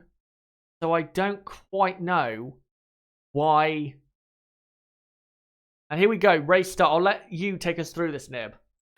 Yeah, I mean, here we go. We actually see Max Verstappen and Lewis Hamilton get very good starts. Vettel has to cover off Hamilton, pushes him one wheel off the line there, but just manages to keep ahead. And there you go. The Red Bulls capitalizing perfectly on Vettel, very hardly defending on. Oh, there was quite a bit of contact there, a bit of wheel banging there between Verstappen and Hamilton. But then because Verstappen had to cut across the grass, he lost quite a lot of time. Now we're seeing an onboard here from Lewis Hamilton. He gets a very good start, but Vettel defends very aggressively, so much so that Hamilton has to almost lift off there so he doesn't go completely onto the grass. And here he tries to go around the outside of Verstappen. Verstappen goes very wide, loses the rear end as Hamilton after there was a bit of contact, and both of them have to cut across the inside grass. And here we go from Verstappen's on board. It looks like he opened up the steering there, if I'm perfectly honest, and you can see a little bit of debris off of Verstappen's rear wing there, but onto the grass. We haven't exactly seen why. There is a yellow flag, and quite big contact there of Vettel hitting the rear end of Leclerc in turn 4, I think that was. Quite big contact there, and Sebastian and Leclerc very lucky not to get away, or lucky to get away with that indeed, as we've got Giovinazzi here getting absolutely sandwiched. You can see that's Kimi Räikkönen. There was certainly some debris left on there at turn 2. And here we go, on board with Carlos Sainz down into turn 1. He's trying to go up the inside of Albon here. And there you go. You can see Hamilton and Verstappen getting crossed up amongst themselves. And Carlos Sainz does well to not get contact there with Albon. But we're back under green flag in the Mexican Grand Prix as the Toro Rossos are battling amongst each other as Gasly's trying to overtake Kvyat. But Leclerc with a very good virtual safety car restart. He has a gap of 1.5 seconds. So been a good start by Leclerc. Absolutely. And by the way, I've got rid of the lap counter because it wasn't working already. So what an absolute disaster. So I'll just go back to the old way. But anyway, it is lap 3 out of 71. And the virtual safety car period is over. And the order is Leclerc leading from Vettel second, then Albon, Sainz, Hamilton, and then Norris. And then DRS enabled, then Bottas 7th, Verstappen 8th, and then Kvyat and Gasly rounding out the top 10. And then it's Perez, Ricciardo, Hulkenberg. Stroll is up to 14th. Giovinazzi is in 15th place. Kimi Räikkönen is in 16th. And then it's Magnussen 17th.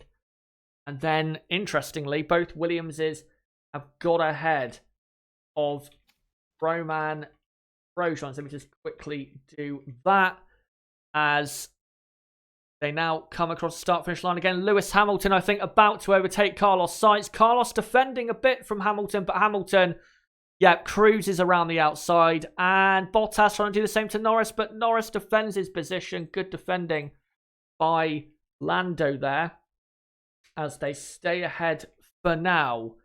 Hamilton up to 4th place, and now Hamilton can try and push after Albon in the Red Bull. But we've seen this before, Nib, where Max has an absolutely terrible start, but still goes on to have a great race, haven't we? Yes, indeed. And they gave the FI actually gave the wrong notification up the top there. They said Vettel and Hamilton under investigation for turn 2 incident, when of course they meant Verstappen. So that incident has been noted by the stewards. But yeah, Max, of course, we've seen in Austria where he was absolutely having a stinker over the race, where he didn't get off the grid, come back and win the race. So certainly it's not over for Max, but it's certainly going to be very tough as they're trying to get past Lando Norris as Max is sent it from a mile back at the hairpin in the stadium section. What a move that is by Max Verstappen. He sent it from absolutely nowhere And I'd more say that that's great driving by Valtteri Bottas to pull out the way to make sure that his race is not over. But Valtteri will be looking to extract revenge here as he There you now go. has DRS on Verstappen down the main straight. Verstappen defends very aggressively down to the inside, Ooh. and Bottas cuts right across in front of him. Clearly very angry at Verstappen for that move. And Bottas gets back past Verstappen for P7. Yeah, great driving now for... Verstappen's under pressure from Kvyat. I think Verstappen, does he have a problem? I think he's got a puncture. Yeah, he's got a puncture. Verstappen's got a puncture. Verstappen's got it. Yeah, there you go. Right rear puncture. Oh, he's off. He's going to cut right across. And yeah, Max Verstappen has a puncture and he's basically out of the race as all the drivers are now dodging his tyre. So, and here we go. And I think it was probably contact with Bottas here on it'll be left front wing to, it'll be, yeah, just about there where the puncture. Yeah, you can see the contact. Yeah, here we go. This is a better angle. And yeah, there. So yeah, Bottas's end fence cutting his tyre. So Max Verstappen is, yeah, now going to be at the very back of the grid. The Bottas is back into 7th place as he's touring back his Max. Daniel Kvyat is now up to 8th. And Sergio Perez has made a good start to this race as Verstappen is basically just cutting all the corners he can to get back to the pits as soon as possible. As that's Bottas ahead of Norris as we're now on lap 6. Valtteri Bottas has just passed Lando Norris for position, and he has to. He wants to get right in this race and get up to his teammate, Lewis Hamilton. So Valtteri Bottas up to 6th, and Norris is down into 7th position. So Verstappen comes in and comes back out. He is now at the very back, and here's a further replay of when he clearly noticed that his tyre was flat. And yeah, pointless replay to be honest, but there you go. So in the points now, in the back end of the points, you've got Kvyat in 8th, Perez is 9th, and Gasly is up to 10th place, or more so down because Perez actually passed him. There's Ricciardo and Hulkenberg, P11 and P12.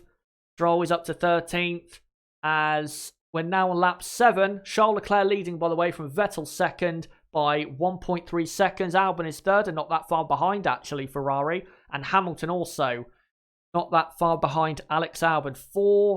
4.2 seconds separating the top 4 there.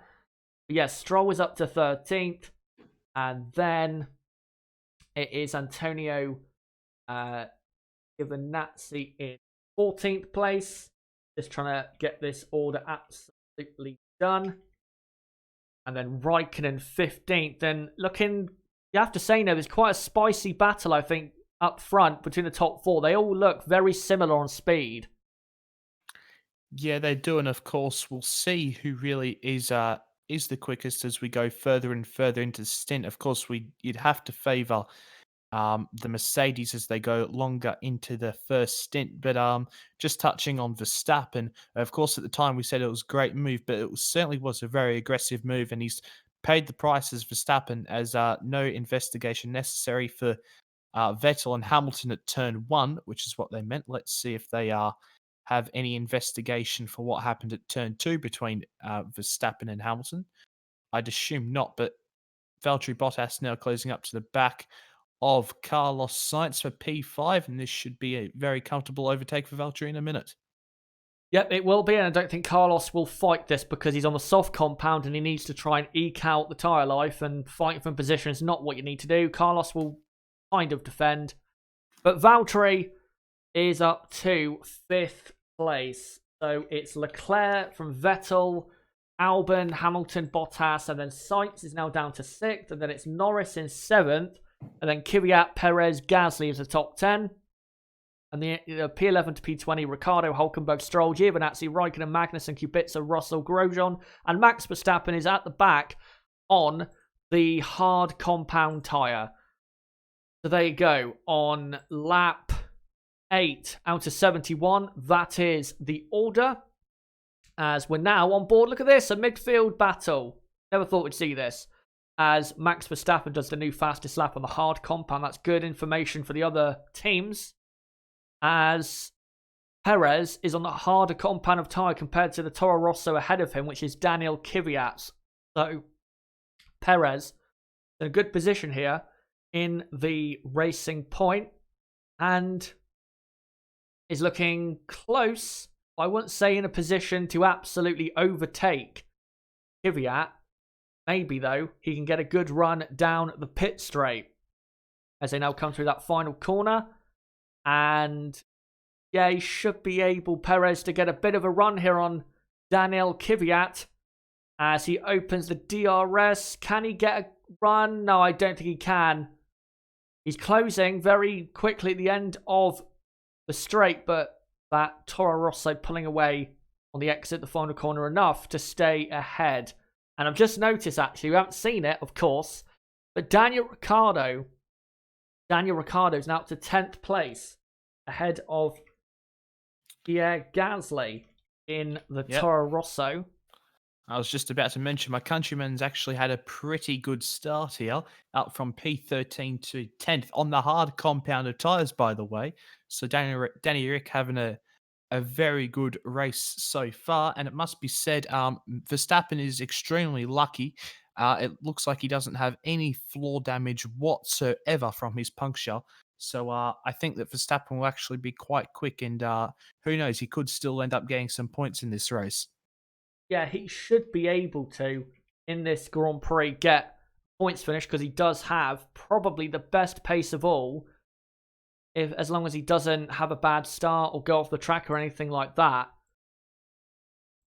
As Perez now comes into the final corner and he looks a lot closer to Kvyat this time as Kvyat struggling on traction. Can Perez and Kvyat already, as we're now lap 10 by the way, out 71 as Pierre Gasly is in the pit lane. Perez now gets a really good run on Kvyat down to turn 1. Kvyat aggressively defends. Perez throws it down the inside and Sergio Perez is up to 8th.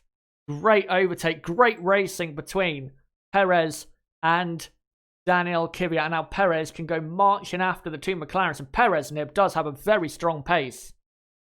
He does indeed. Sergio Perez looking very strong this race, and he's only two and a bit seconds behind P7 Lando Norris, as Pierre Gasly had just come into the pits and he's come out in 19th position here. But we're seeing everyone kind of close up at the front here. Hamilton's certainly getting a lot closer to Albon, and Vettel's getting a couple of tenths closer to Leclerc in the lead. But here we go, Kvyat defending. I think that's a fair defense. Gave Perez the room on the inside.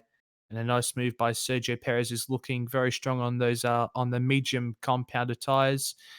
And there's his father. He's almost looks like he's going to start crying already. Calm down, mate. It's lap 10. As Hamilton nearly within a second of Albon here, as Daniel Ricciardo is now closing up to the back of Danny Kvyat. So as Kvyat's now just comes to the pit, so Ricciardo is up into P9 now. He's having a very good race so far, is Ricciardo, and his teammate is right on his tail. There's Albon. Here we go. We're about to see Kvyat's pit stop. Here he goes onto the hard compound. The tyres, it's clear to see that the hard compound is actually quite a quick tyre at this stage. Ricciardo's performing well on it. Verstappen's performing well on it at the moment, and both Toro Rossos are now on the hard compounded tyres. Hamilton, you can see visibly struggling so much through that middle part of the track. These fast sweeping corners where the dirty air, of course, affects your car massively. As top four all separated by about 1.5 seconds. No one can get quite close enough at the moment. Indeed. I will say, though, Albon is actually slowly but surely getting up to the back of Vettel, and he's looking progressively stronger as the race goes on. He's going to have DRS here. He's within a second.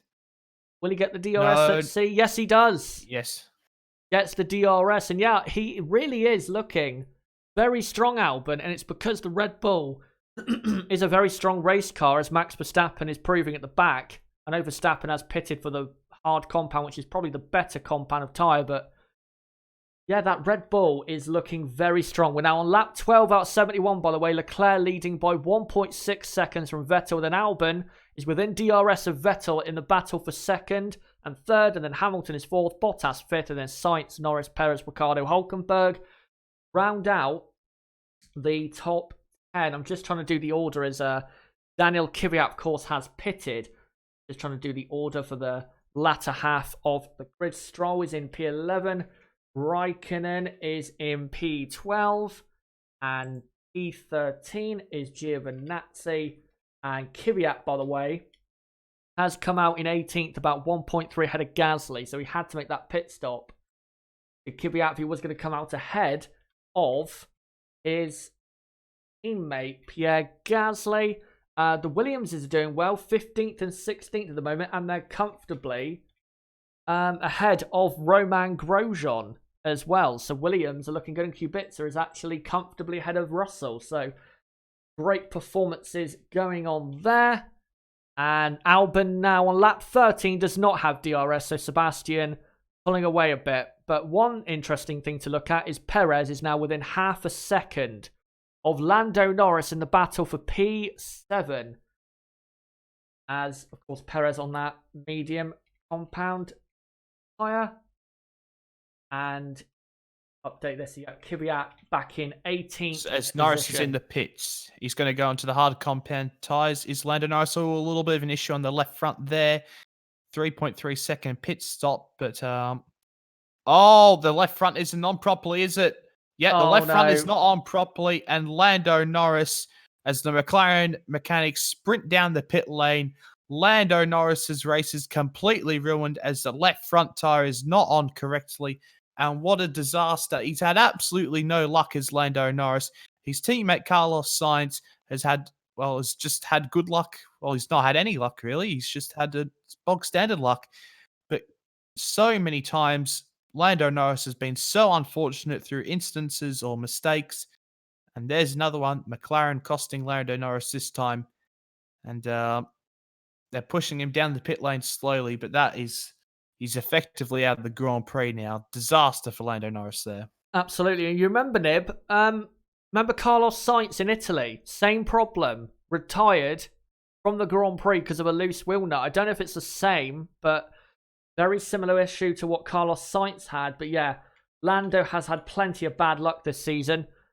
And it just does get worse as we're now lap 14. And yeah, Lando is in now 20th position, and he really doesn't have any real hope of catching anyone in this Grand Prix. So I'm just trying to promote everyone up who has been promoted a position. Now Williams up to 14th and 15th. As Hamilton, by the way, 1.1 behind Albon on lap 14. And Norris has now left his pit box. So Norris is now 20th, but is almost a lap down. Hamilton has passed Albon, but Albon now got back past. I think that's a timing error. I don't think Hamilton has just passed him. But yeah, Norris is basically now about a lap behind on the leaders and is in last position as Hamilton. And Albon coming into the pits on the medium compound tyres. What compound would he come onto? Probably the hard compound of tyre for him. And he comes in now. And no, medium tyres. Medium tyres for Alexander Albon. And now comes out the pit lane. But where will he come out? He should come out in 5th. Maybe just behind Carlos Sainz in 6th. We'll see. And there is Sainz right behind him. Here comes Carlos Sainz. Albon has got to be ahead. And that is very, very hard luck for Albon. He's now behind Sainz. And that's going to hold him up when he needed a clean track, really, to try and do an undercut. But that's really not helped his Grand Prix at all. Absolutely. Albon there would have been absolutely going for the undercut on the Ferraris there, but that's absolutely screwed him over, and he's trying absolutely everything to get past Carlos Sainz, but he's well and truly parking the bus.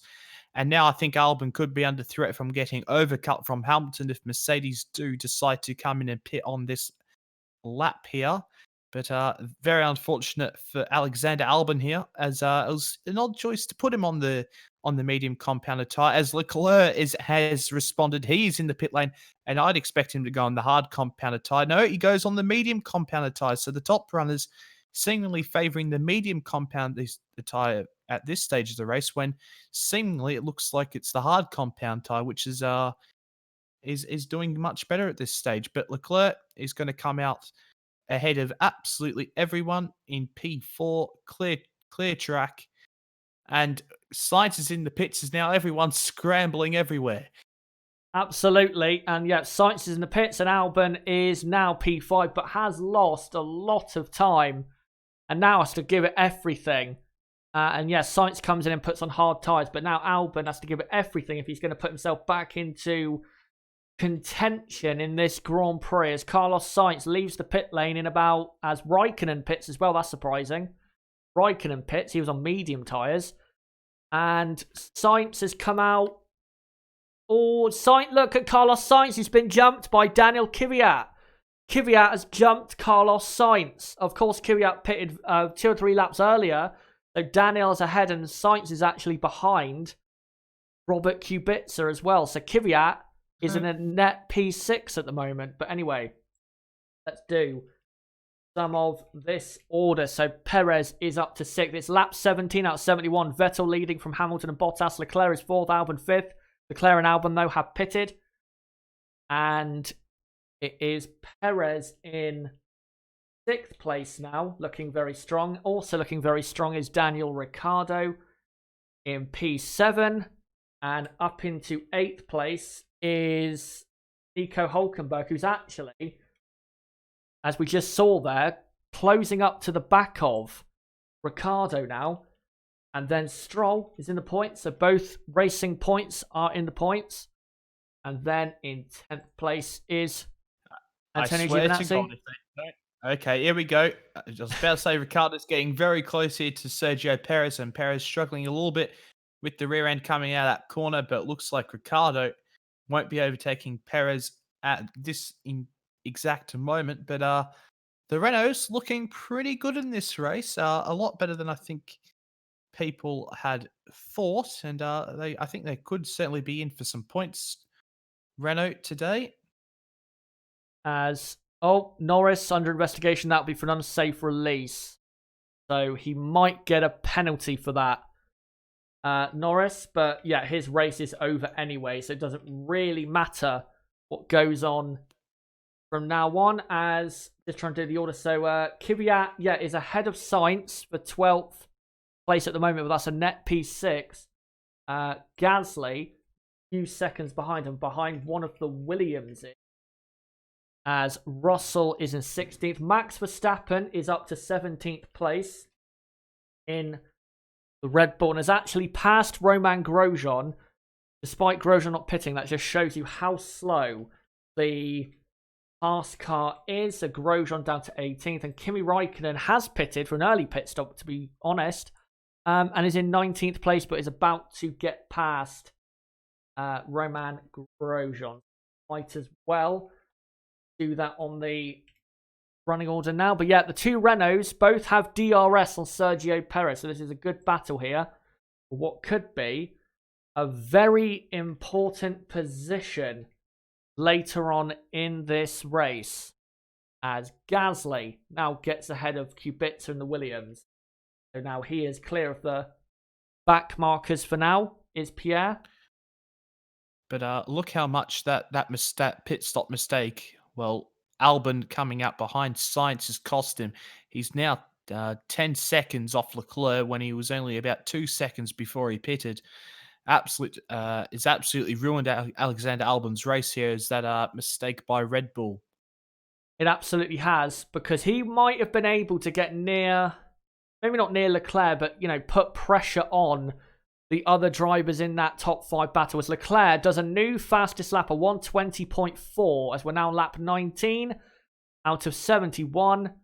And Nico Hülkenberg has come into the pits. So Hülkenberg in the pits, as we're now seeing a replay of Norris yet again. Even though we've already seen this, I don't quite know why they're showing this again. But the medium tyres are actually going off quite quickly because we've had Raikkonen and Hulkenberg, who were on fresh medium tyres, in the pits quite early, before lap 20.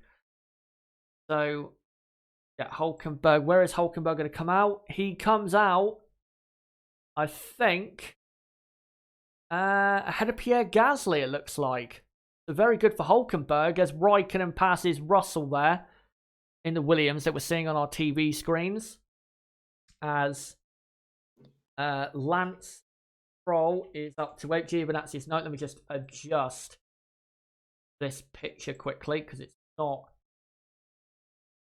going exactly what it should. Go. Going there, the Toro Rosso. Toro Rosso having a very good Grand Prix at the moment. Very good Grand Prix as Kimi Raikkonen all over the gearbox of Robert Kubica here for 16th place as Raikkonen is on the hard compound tyre. Yeah, the top 10 is Vettel, Hamilton, Bottas, Leclerc, Albon, Perez, Ricciardo, Stroll, Giovinazzi, and Magnussen, and Hulkenberg as Raikkonen now passes Kubica to 16th place. Hulkenberg has come out ahead of Pierre Gasly, so that is a jump of position for Nico Hulkenberg.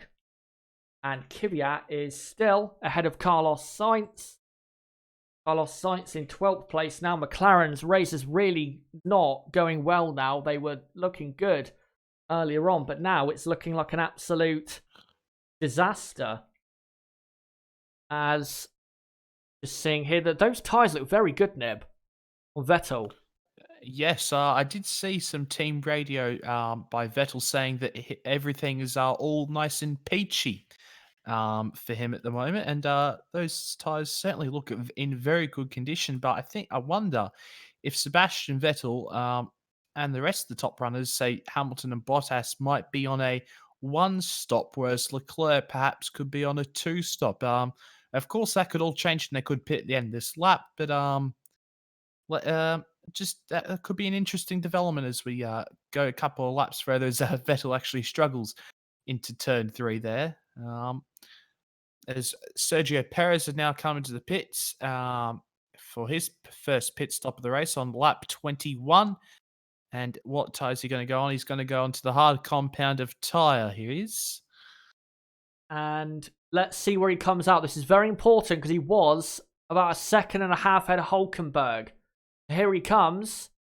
And we're not seeing it now. But Perez is right next to Kvyat, but we're not seeing it as Sainz passes Magnussen. And Kvyat has just got ahead of Sergio Perez. And we don't know why we didn't see that, because it's clearly going to be a very close thing. So Perez has come out ahead of Carlos Sainz as well. So Carlos Sainz really now having a tough time of it in this Grand Prix.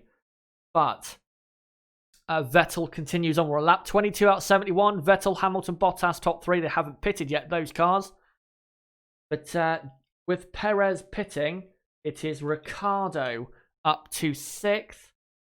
And in 7th now, Lance Stroll looking good. Also, Antonio Giovinazzi is looking good. I reckon if those drivers can keep going a bit longer, they might be able to do a 1-stop race from here. As Daniel Kvyat is 9th, but in a net P6. That would be exactly what Toro Rosso would need.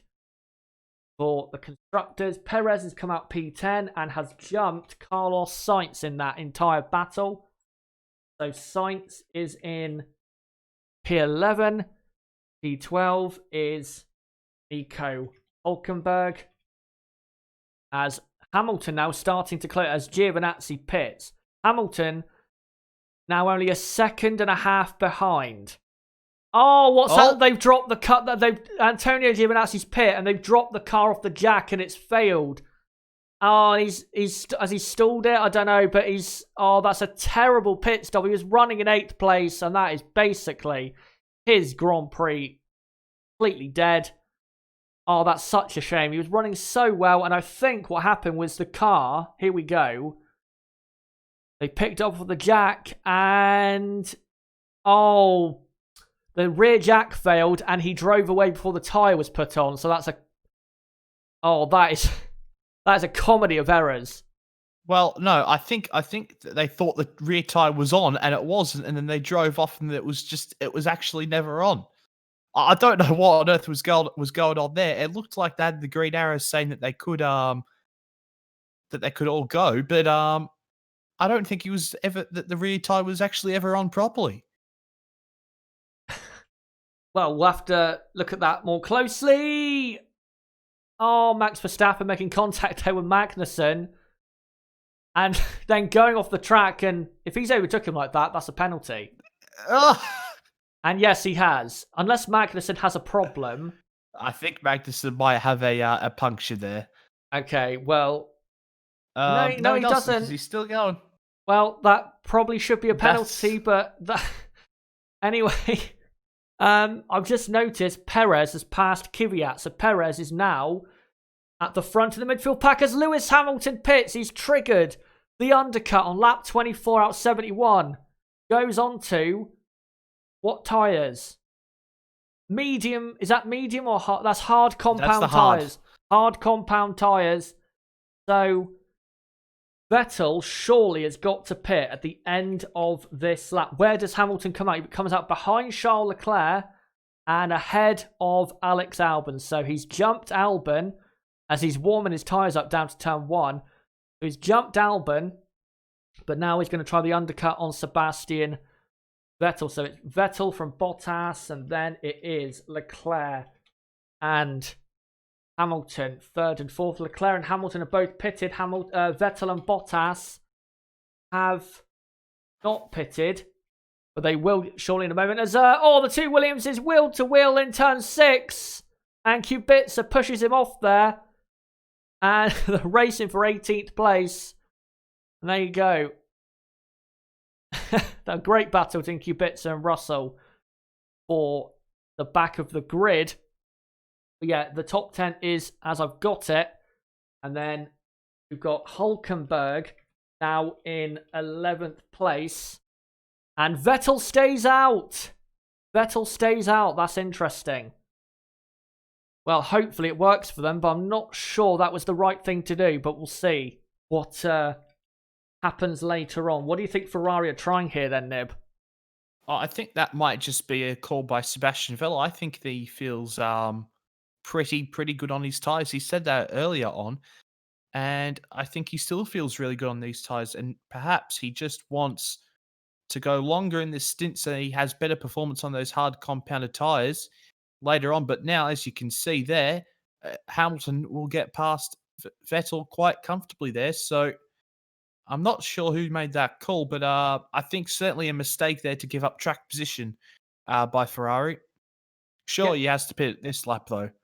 Well, if he has absolutely lost the position, then there's no point pitting now. They might as well just try and make this stint a lot longer so they've got fresher tyres, because that's clearly a mistake if they pit now but didn't pit the lap before, as this is Max Verstappen about to pass Pierre Gasly, I think, for 12th place. And Verstappen, down the inside, comfortable move.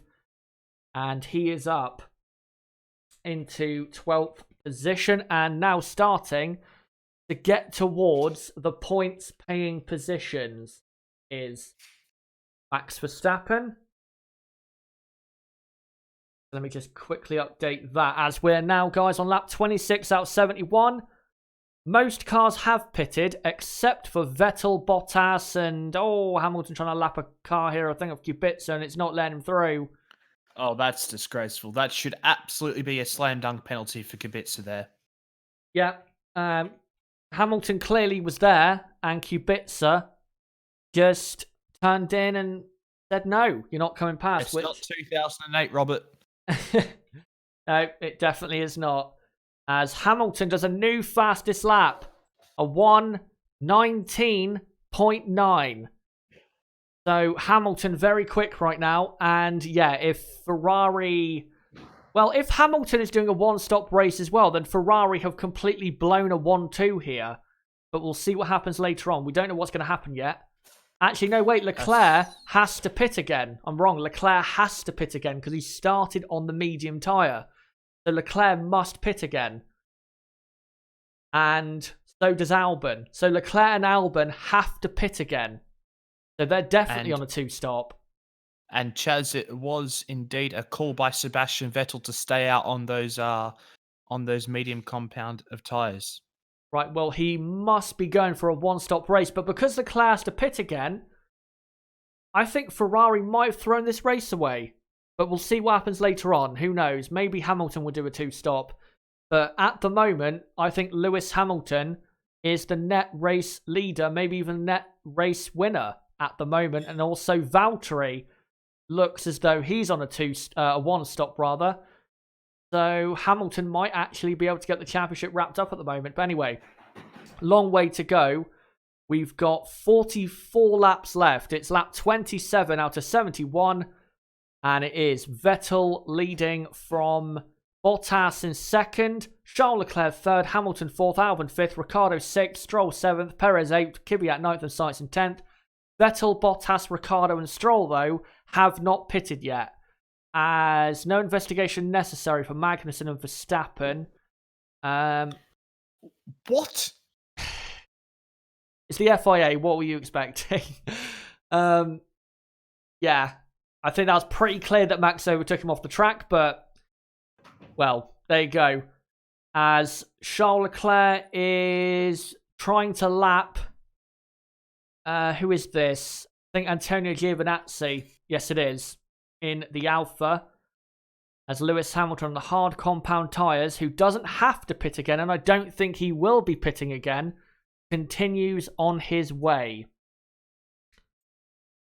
And is on the pit straight. And yeah, is definitely in a great position now to win this championship at the moment, as Vettel stays out and Valtteri Bottas is slowly but surely catching Vettel. Not quickly, a 10th here, a 10th there, but Valtteri is lapping definitely quicker than Sebastian Vettel is at the moment. But the running order at the moment, I think, is how I have it. So that is good to see. But anyway, currently on the TV, lap 28 out of 71. We're looking at Lewis Hamilton through the S's as he continues to catch. And here comes Max Verstappen down the pit straight, down the inside of Nico Hülkenberg. And Max is up to P11. So he'll be in the points very soon in that Red Bull car. By the way, Daniel Ricciardo, I think Ricciardo might have 6th place or 7th place at the front of the midfield nailed down, because he has almost, I think, a pit stop gap, or nearly a pit stop gap to Perez. So we'll have to look out for that. And there's a replay of Verstappen passing Hülkenberg. Not quite. I think the pit stop is about 20 seconds or something, so it's a little bit less than that. But Ricciardo then, of course, will go on much fresher tyres at the end of the Grand Prix, so Ricciardo's certainly in a very strong position and just showing everyone how good the hard compounded tyres are, which Lewis Hamilton is doing here right now, as he is closing that gap a little bit to Leclerc each lap. The gap is now 5.2 seconds from Hamilton to Leclerc, who are P3 and P4 respectively on lap 29 of this Grand Prix. And there we go. Of course, Bono is not going to be Lewis Hamilton's race engineer for the next 2 Grand Prix, I believe. I didn't actually read why, but I did just see that pop up on Twitter. But by the way, I think it's because he has an emergency medical procedure that he has to undertake. So yeah, he's missing this Grand Prix and the US Grand Prix, but he will be back for Brazil for Lewis Hamilton, as Sebastian Vettel and Valtteri Bottas continue in P1 and P2, but they haven't pitted yet. Leclerc and Hamilton have pitted, and so has Albon, but Leclerc and Albon have to pit again. Hamilton does not, as Kevin Magnussen has pitted, and we've got to say again, the pace of that Haas is horrific. Horrifically bad. They are literally racing the Williamses. It is very embarrassing for that team, but they kind of expected it. But Antonio Giovinazzi is up to 15th. He's just passed Romain Grosjean as Antonio. And then, yeah, Magnussen is in 17th place. So there you go. As Bottas continues on his way on the medium compound tyres. And at the moment, it's looking good for a 1-3 for Mercedes. And that, of course, will stop Hamilton winning the title here. But I think a first and third is what they're on for at the moment, with Leclerc and Albon having to pit again. As Valtteri now comes into the final corners, as Verstappen has just passed Carlos Sainz down the pit straight, I believe. And yet we're currently watching Valtteri Bottas rounding the final corner. And there you go, Sainz has actually got back past him. But Verstappen now goes down the inside. Verstappen almost on the grass, but Max will surely throw out the inside. And Max has got it done. Sainz very aggressive on defence, but I think he wants to kind of prove a point to Max. But Max is now up into 10th position. And Max is on for not 10th, he's on for 6th place, I think, at the moment. Unless he has to pit again, which he probably will have to pit again, but he'll have the pace anyway to come through. So Carlos Sainz down to 11th, and now Hulkenberg all over the back of Sainz. What an awful race this is turning into for McLaren, as Norris is at the back and way behind anyone else, and Carlos Sainz is now officially, well, basically out of a points-paying position and is about to be overtook by Nico Hulkenberg, I think, down the pit straight. Yeah, look at this. Hulkenberg all over the back of him on lap 31. And this will be a comfortable overtake. And DRS now open. Carlos will defend, but nothing he can do. The speed of the McLaren has disappeared. Very surprising, that is. Oh, Hulkenberg locks up the inside front, goes a bit wide, but keeps his position. So Hulkenberg is up to 11th position at the moment in the Renault. But Nib, again, as I just said, McLaren, I mean, you said, and we were saying the entire weekend, oh, McLaren's so quick. They've got no pace at the moment. Have they? If Nib still here. Oh, no, he's muted. Yeah, there you go. sorry, I was muted. Yeah, they've got absolutely no pace whatsoever. As you can see, absolutely monster down by down the straight by Nico Hulkenberg, who had quite a big lock up there. But yeah, really, the Toro Rossos and even and of course the Racing Point showing to be quicker than than the McLarens. I couldn't even remember what team we're talking about for some second there. But of course, we're talking about McLaren as Verstappen. Did he even keep that on track when he was overtaking Sainz there? No, he didn't. But it's okay. He overtook a car by going off the track earlier, so he won't get a penalty. That was earlier, of course, when Sainz got back past him. But then Verstappen, of course, got back ahead. As he went on the grass a little bit there, but got the move done up the inside quite nicely there. But I still don't know how he hasn't got a penalty for that thing against Magnussen earlier. But it looks like Hamilton's actually dropping a little bit back from Leclerc. Everything seems to have evened out at the front. No one's really gaining on anyone. No one's extending any gaps either, really. So everything seems to have settled down quite a bit at the front here. And it's certainly going to be a very intriguing second half of this race with so many different strategies at the moment going on. Absolutely, because Leclerc and Albon, they'll pit again and they'll have very fresh tyres at the end. And Vettel will have a lot fresher tyres than Hamilton. And it'll be interesting to see how far behind Hamilton Vettel comes out. I haven't seen the gap at the moment between Vettel and Hamilton. We're actually showing the tyre life on the TV. It's showing the tyre life of the front three. So the two leaders who haven't pitted yet, Vettel and Bottas, 32 laps old tyres because we're now lap 30 or midway through lap 33. And Leclerc is 15 laps younger on tyres. And Vettel is about 17, 18 seconds ahead of Hamilton. So Hamilton still has track position once Sebastian pits, but Sebastian will be a lot quicker as Hamilton looks so slow at the moment in this final sector. But he's doing that to take care of the tyres, which of course do burn up very quickly here. As the rest of the order, I think, is how it is at the moment. Sadly, because Giovinazzi's bad pit stop, He's now about a pit stop behind Raikkonen for 14th and 15th. And now Gasly, look, all over the back of Carlos Sainz. So yeah, McLaren, they are really having a tough time. And Alpha back there with Raikkonen, they're also catching. So McLaren really struggling on tyres, I think, in this point of the Grand Prix. Is Valtteri Bottas on lap 34 is now 5 seconds behind Sebastian Vettel. Leclerc is about half a pit stop behind Vettel, but Leclerc has to pit again. So I think Sebastian absolutely will beat Leclerc today, unless we get a safety car or virtual safety car later on.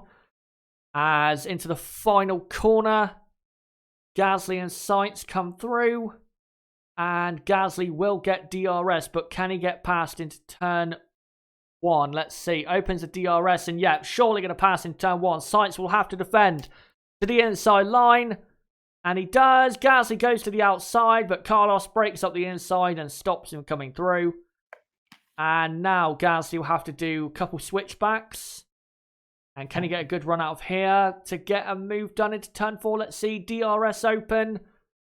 And he's going to look to the outside line. And now breaks right around the outside, but does not go for the fully around the outside line. Now does another switchback.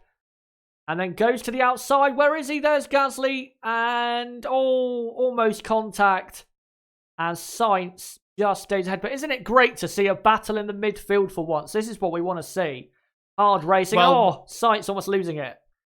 Well, we know that these battles happens, but they're actually being shown for once, which is fantastic, as Vettel's losing actually quite a bit of time to Bottas on the last couple of laps, as I think there's Vettel just right behind these two. Yes, indeed it is, as Kimi Raikkonen well and truly getting out of the way for his good mate there, Sebastian Vettel, but the gap is nearly 4 seconds between Vettel and Bottas, so I wouldn't be surprised if Vettel does pit in the non-too-distant future, but he's not going to on this lap, as Gasly should be able to get past Carlos Sainz down into turn 1.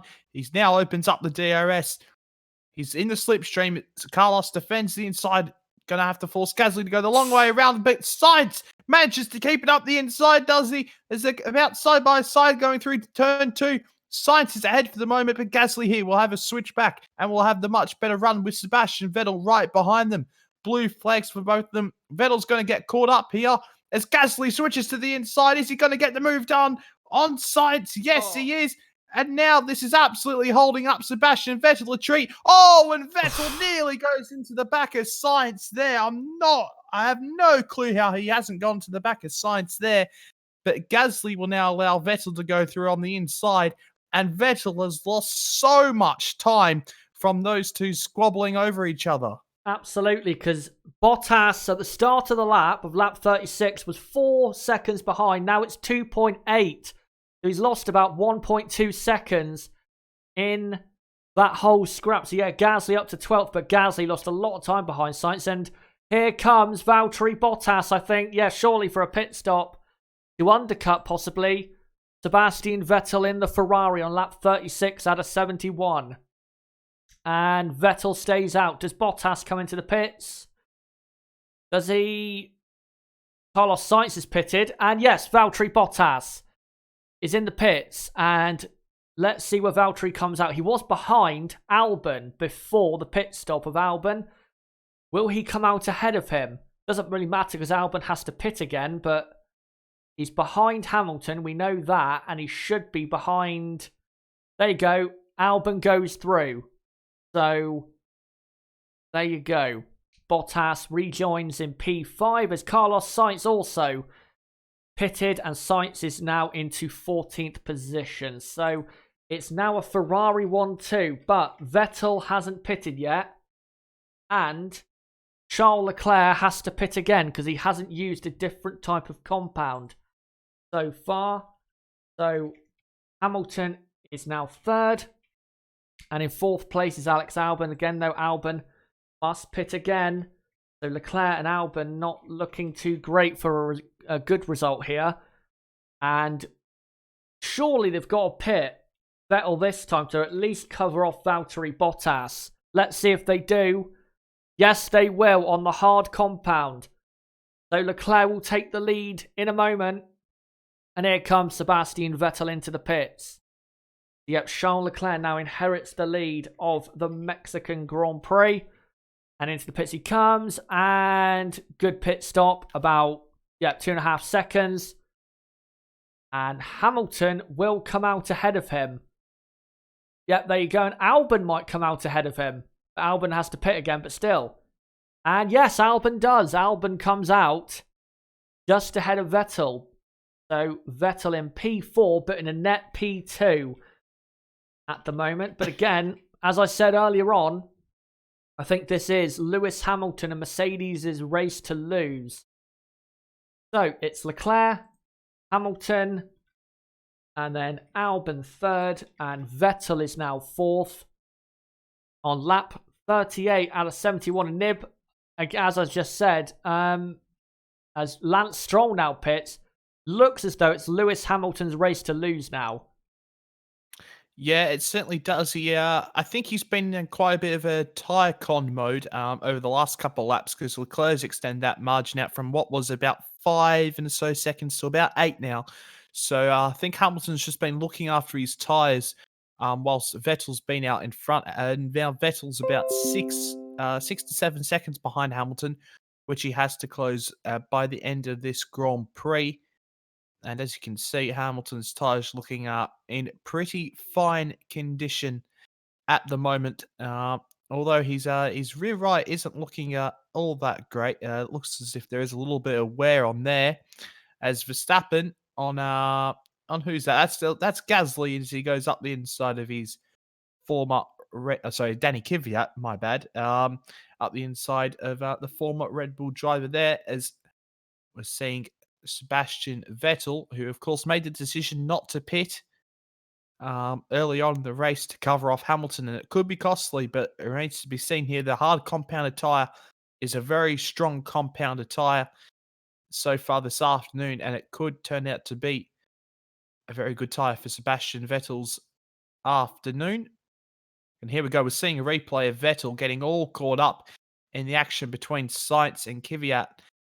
And Gasly, and Vettel so close to hitting the back of Sainz. They're not sure how he didn't actually, as Sainz was trying to get out the way, but Vettel didn't actually think he was going to get out of the way, and I don't blame him because it didn't look like they were indeed. But now Vettel is trying to hunt down Alexander Albon for P3 on what is going to be a lap number 40 right now. Indeed, as Stroll, by the way, as I just said before, Vettel pitted, or as Bottas pitted, I think. Stroll has pitted and come out in P11, but is on a lot fresher tyres than Hülkenberg, Kvyat, Perez and Ricciardo ahead. Verstappen is in 8th, but he's not racing Max Verstappen today. He's racing his teammate Kvyat and the 2 Renaults at the moment. But Stroll looking good here for a strong points finish, and so is Daniel Ricciardo. Ricciardo will be on not only fresher tyres, but softer tyres as well once he pits, which probably will be in the next, I'd say, 10 laps. He'll come in for a pit stop as Sebastian Vettel now closing in, and Alex Albon and also Daniel Ricciardo is the only driver as of yet not to pit. So 40 laps on hard tyres. I know the hard tyres are good, as Nip was saying, but that is very impressive by Ricciardo, and he's about 14.5 seconds clear of Perez. So once Ricciardo pits, he will come out in 9th place ahead of Hülkenberg. So looking good for Danny Rick, as Albon being closed on very quickly by Vettel. But as I was saying earlier, because Leclerc and Albon have to pit again, this doesn't really matter that much. This whole battle for position, I mean, of course, Vettel wants to get past and not get held up, but it doesn't matter too much, this battle. As I think Red Bull with Albon have definitely got the strategy wrong, but also Ferrari with Leclerc have got it wrong as well. As we're currently on the TV on lap 41 out of 71 with 30 laps to go of the Mexican Grand Prix. We're currently watching the battle for third between Albon and Vettel, separated by 1.5 seconds. Leclerc is leading, but has to pit again, and is leading Hamilton by about 8.8 seconds. And Bottas is in 5th, but I think Valtteri is on for a net P3. But then again, it might be close with him and Leclerc at the end once Leclerc gets onto that fresher compound of tyre later on. Here we go, Max Verstappen closing on Sergio Perez. Because it's Perez's home race, he will not be letting Max Verstappen through. As Verstappen closes in on Perez in the braking zone. And he now opens the DRS, and yet Verstappen will have to wait another lap, I think, to get through here.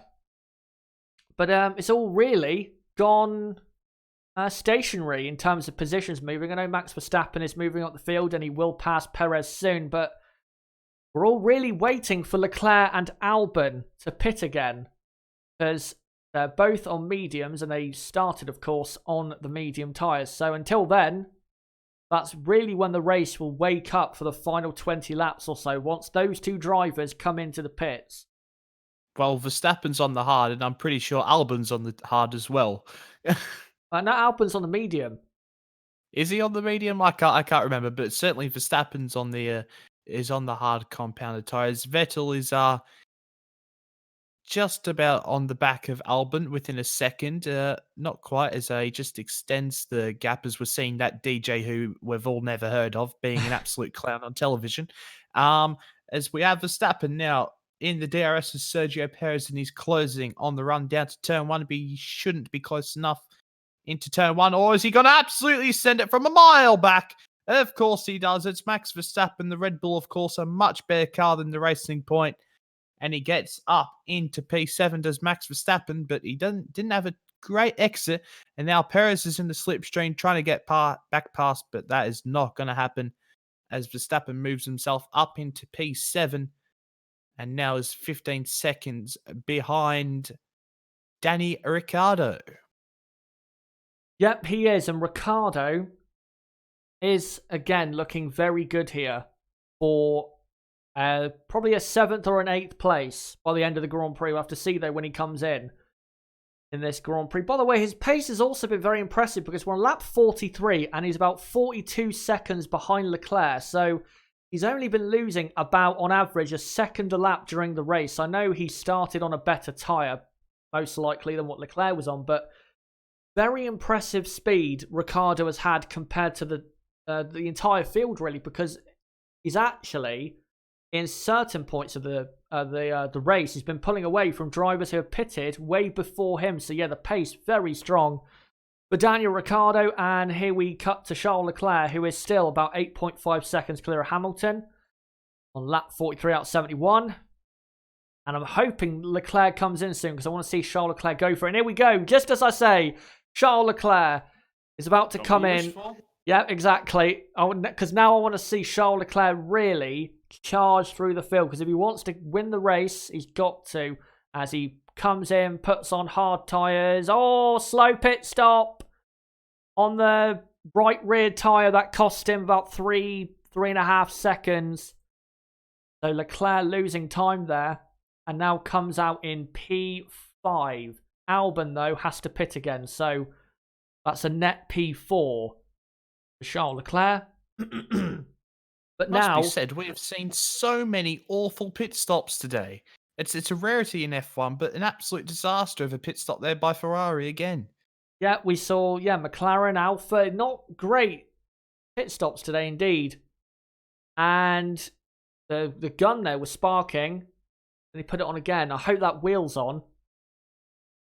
He didn't look very sure about it, but he's got away for now. So Hamilton is now leading from Alex Albon second, but Albon has not pitted for the final time, which he has to. And then Vettel is third. Vettel is in a net P2. Bottas is in P4, but in a net P3. Leclerc is now 10.8 seconds behind Valtteri Bottas. So it's going to take a bit of time for him to get up to him. And Chaz, it must be said, I think Albon's been closing in on Hamilton here, as he's just pitted. So he's not going to be gaining in anymore, and that's released Vettel into some fresh, clean air as Albon. What tyre is he going to go onto? I assume he's going to go onto the hard compounded tyres. And of course, we can't see what tyre. Yes, he has gone onto the hard compounded tyres, and he will come out behind Charles Leclerc in P5, as now Vettel 3.5 seconds behind Hamilton on much fresher hard compounded tyres. Will be looking to hunt down Hamilton towards the end of the race. But as Albon fallen behind Lando Norris there, of course, a lap down is Lando Norris, and 46 seconds off 19th place Roman Grosjean. So, of course, he had an awful pit stop earlier, did Lando Norris. Yep, and so Albon has as Daniel Kvyat's pitting again. That's interesting. He didn't have to pit again, but he's decided to with 26 laps to go. So Daniel Kvyat comes back into the pits. Or another pit stop. Let me just adjust this picture quickly. There you go. And I would love to know what tyres he'll go on to. He'll come out, I think, in 13th place behind Kimi Räikkönen. And no, he's come out in 12th place. So Kvyat pitted from 9th down to 12th. Let me just update that. That is surprising because I thought he'd be able to go to the end, but clearly not, as Charles Leclerc does a new fastest lap on lap 46 out 71, a 1:19.5. Nowhere near the lap record, but he is going very quickly as he now has 9.5 seconds to catch in 25 laps on Valtteri Bottas if he is to get onto the podium. But you have to say Ferrari have cocked it up this race. They've given this race to Lewis Hamilton, really. Because I don't see Sebastian catching up. I don't think that they've given the race up completely yet, but certainly I think they've cocked up Charles Leclerc's race. They pitted him way, way too early. Of course, he could have been struggling with tyre wear, but still pitted him way, way too early, and it's given him a massive disadvantage with this two-stopper by going on the medium compound tyre in the middle part of the race, where I think they honestly should have gone on the hard compound, because it'd be much better if they're on the medium right at this stage with, of course, less fuel in the car. But I wouldn't say it's race over at the moment. Vettel is gaining on Hamilton, and of course Hamilton's tyres could start to wear out towards the end. And of course, if that Ferrari gets within a second, it is going to be an absolute rocket ship down to turn one. So who knows? But Bottas is certainly gaining in on Vettel as well. He's closing that gap ever so slightly. So who knows? It could be a Mercedes 1-2. Who knows? Vettel could win. It's I think everything is still up in the air as we're on lap 47 out of 71. Yep, Vettel is catching up, but I think he could definitely push harder, Lewis, if he wanted to. Valtteri, though, of course, pushing hard to get after Vettel because he wants to not go after Lewis Hamilton, but I think get a 1-2 for the team. By the way, Ricciardo is actually pulling away from Perez. He has nearly a pit stop, almost a pit stop gap to Sergio Perez. So, and you know what? Considering his pace, he might be able to even be near Verstappen at the end if Max is going to the very end of the Grand Prix. So Ricciardo's pace, very strong. He's about 19-ish seconds ahead of Perez. So yeah, very close to having a pit stop ahead as Sebastian Vettel about to lap an Alpha of Kimi Räikkönen, who will let him through easily because, of course, best mates. There you go. And Vettel now 2.1 behind Lewis Hamilton. So maybe it isn't over yet, as Valtteri Bottas about half a second closer to Vettel now. So it's all closing up in the top three, and Leclerc is closing on Bottas, but not that quickly. Not as quickly as I would have thought, as here's a replay of Charles Leclerc. That's probably why he's not closing in quickly. And in turn 3, gets a nasty bite to oversteer, but that is just about okay. And yeah, for the replay of that, power sliding through turn 3, which all the drivers have been doing this weekend. And yeah, things are closing up at the front. Not seeing the gaps though at the moment. The only person who hasn't pitted Daniel Ricciardo, 6th place, 48 laps on hard tyres. Very, very good drive, and actually pulling away from Perez, Hulkenberg and Stroll. So, big credit to Daniel Ricciardo here. But Nico Hulkenberg's bed them. Come on, we know that. As Vettel, I'm trying to see if is he closer. I think Valtteri looks a bit closer to Sebastian, and Sebastian looks to Hamilton. I know Valtteri is actually 2/10 behind, or more so behind than he was. But Albon does the new fastest lap. Alex Albon, a 1:19.3 as Leclerc took a second out of Valtteri Bottas on that lap. So Leclerc now really starting to close in, as we are currently on the TV on lap 49 out of 71. Watching Lewis Hamilton and Nib. I'll let you take over for a minute as I just clear my throat. Yeah, go for that, Chaz. And of course, I am joking. Of course, Hulkenberg is not better than Ricciardo. Of course, I was just taking the mick out of some people who have that silly opinion because of qualifying. But yeah, it's certainly not over. Who knows? With the rate that Leclerc and Albon are even gaining on Bottas and the like at the moment, I think we still could have quite a few drivers win this race. I think everyone's still in it, as now they're actually speaking about Daniel Ricciardo on the broadcast, saying what a good race he is doing. 48 laps on the hard compounded tyres and still hasn't pitted, and he's driving absolutely a magnificent race as Daniel Ricciardo. The Renault poor in qualifying the last 2 races, but in the race, Daniel Ricciardo and of course Nico Hulkenberg, to a lesser extent, have done a fantastic job. And I assume that we're going to see Ricciardo come into the pits relatively soon for some potential medium or soft compounded tyres, as Cyril Abitbol has nearly got his whole entire face covered by some facial hair there.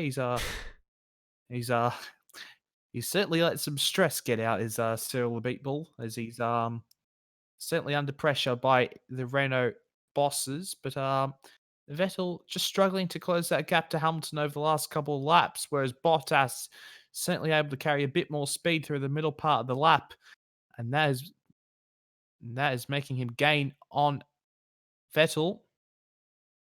Indeed, it is, as he's only 1.3 seconds behind now, as Pierre Gasly pits in the Toro Rosso, and he will come out, I think, behind Kimi Räikkönen, but ahead of Carlos Sainz. I was about to say, keep an eye out for Daniel Kvyat, because he's on medium tyres, fresh mediums, and he's not that far behind Hulkenberg and Stroll, so he might be able to still get up to P9 yet, as Gasly is now, let me update that, Gasly now behind Kimi Räikkönen, so Daniel Kvyat is up to 12th place, and Renault are about to come in on lap 51 out of 71 for medium compound tyres for Daniel Ricciardo. And yeah, he has done a great job today as Ricciardo. And here he comes. And there's a McLaren ahead of him with Lando Norris coming in for another pit stop. And this should be not too much of a rush pit stop, because Ricciardo, I think, will do fine to finish at the front of the midfield. Comes in and brilliant pit stop. About 2.3 seconds. And Lando Norris is your first retirement of the Mexican Grand Prix, as Ricciardo comes out behind Perez, but he's ahead of Hulkenberg, so he's not quite the front of the midfield, but he's not that far behind. And you know what? I think that's one of the best drives Ricciardo's put in this season, this drive today, because he was so frustrated after yesterday, qualifying 13th, as it looked as though one of the Alphas spun then, almost. Yeah, very frustrating qualifying, and in the race today has put in one hell of a performance. I know he's been on the right tyres for the race, but still had to get the pace out of them that he did. So he has come out in P8, so let me update that. So Max Verstappen is up to 6th at the moment, and Lando now talking to his mechanics and engineers. Perez is 7th, but will be soon under pressure from Daniel Ricciardo. And Bottas is slowly closing on Sebastian Vettel here. And also Charles Leclerc actually lost time the lap before to Bottas, so Leclerc must have been a mistake, but he's gaining about 3/4 of a second per lap is Leclerc on Bottas. And if Valtteri can try and get within DRS, then he might be able to defend himself from Leclerc later on if Leclerc gets up to the back of him. As we're now on lap 52 out of 71, soon to be lap 53 out of 71, as Valtteri is about 1.1 seconds behind. He's so close to getting in the DRS, but has not got it at the moment, as Ricciardo has come out, the man on screen, come out in 8th place. As Charles Leclerc does the fastest second sector, and Leclerc is about 6.2 behind Bottas, so he's closing, but I'm not sure he's closing quick enough. But then again, we're on lap 53 out of 71, and there is 18 laps to go, and you can just about see him in the background there, so he can still get him, but he's got to keep up the relentless catching of, 3/4 of a second a lap if he wants to do it. And yet, that lap he was 7/10 quicker, so he's got to keep that up if he wants to get onto the podium. Valtteri only 1.1 behind. And Hamilton 2.6 ahead, 2.7 ahead of Vettel. So I think Hamilton has got this race won. As long as he doesn't have any reliability issues or makes a mistake, he should be able to win this race now. But it's really, the fight is now for second between Vettel, Bottas and Leclerc. As Charles now coming through the final sector into the final corner, where of course Bottas crashed and Max Verstappen lost his pole position. And well, what could have been if Max had not continued on his lap, as Charles Leclerc does a new fastest lap, now lap 54 out of 71, as Kimi Räikkönen pits a 1:19.2, I believe that lap was. As, Räikkönen is in the pits. And Nib, it is heading, isn't it, for a three-way fight for second. Yeah, certainly is. Hamilton certainly is looking, certainly cementing himself to be the favourite to win this race as Leclerc locks up there. But Hamilton looking more and more comfortable at the front, if I'm perfectly honest. Vettel seemingly can't catch him now. I don't know why, because Vettel, of course, is on much, much, much fresher tyres. But here we go, according to Amazon with their statistics. I thought Grosjean was going Grosjean was going massively slow there, compared to Leclerc at least. That Leclerc is going to be within striking distance of Bottas in 6 laps, and I think if there was to be a driver to get second place, I think it's going to be Charles Leclerc. He's driving very well at the moment, and it looks like those fresh tyres are paying dividends for him at the moment. Yeah, at the moment, as I show a replay of him locking up slightly into turn 4. Roman, by the way, that wasn't him slowing down. That's just how slow he is. He's 2 laps down on the race leader, and he is last. He's behind both Williamses, and look at that. That Haas is impossible. Well, he was going slow, but it's not because he has a problem. It's because he has no speed whatsoever. He's actually last behind the 2 Williamses, and he's nowhere near the 2 Williamses. Again, Gunter, what exactly did Roman have on you for him to get the seat? Because I have no idea why. Anyway, Valtteri now within a second of Sebastian Vettel, as now they're getting caught up behind the traffic on lap 55 out of 71. And Valtteri will get the DRS, but so will Sebastian Vettel. And the Williams of Russell lets through both Vettel and Bottas. As now into the stadium they come, and Valtteri is about 6 to 7 tenths of a second behind Vettel. So he will get DRS down the pit straight, but I'm not sure he'll be going for a move. Because as we were saying before in the build-up, that Ferrari is very quick in a straight line. He will gain probably a couple tenths, maybe 3 at most, but here they come now. And he gained about 3 tenths on the straight there. So he needs to be really within half a second as they enter the DRS zone to even have a hope of getting past Sebastian Vettel here for second place, as Charles Leclerc is only 3.4 behind.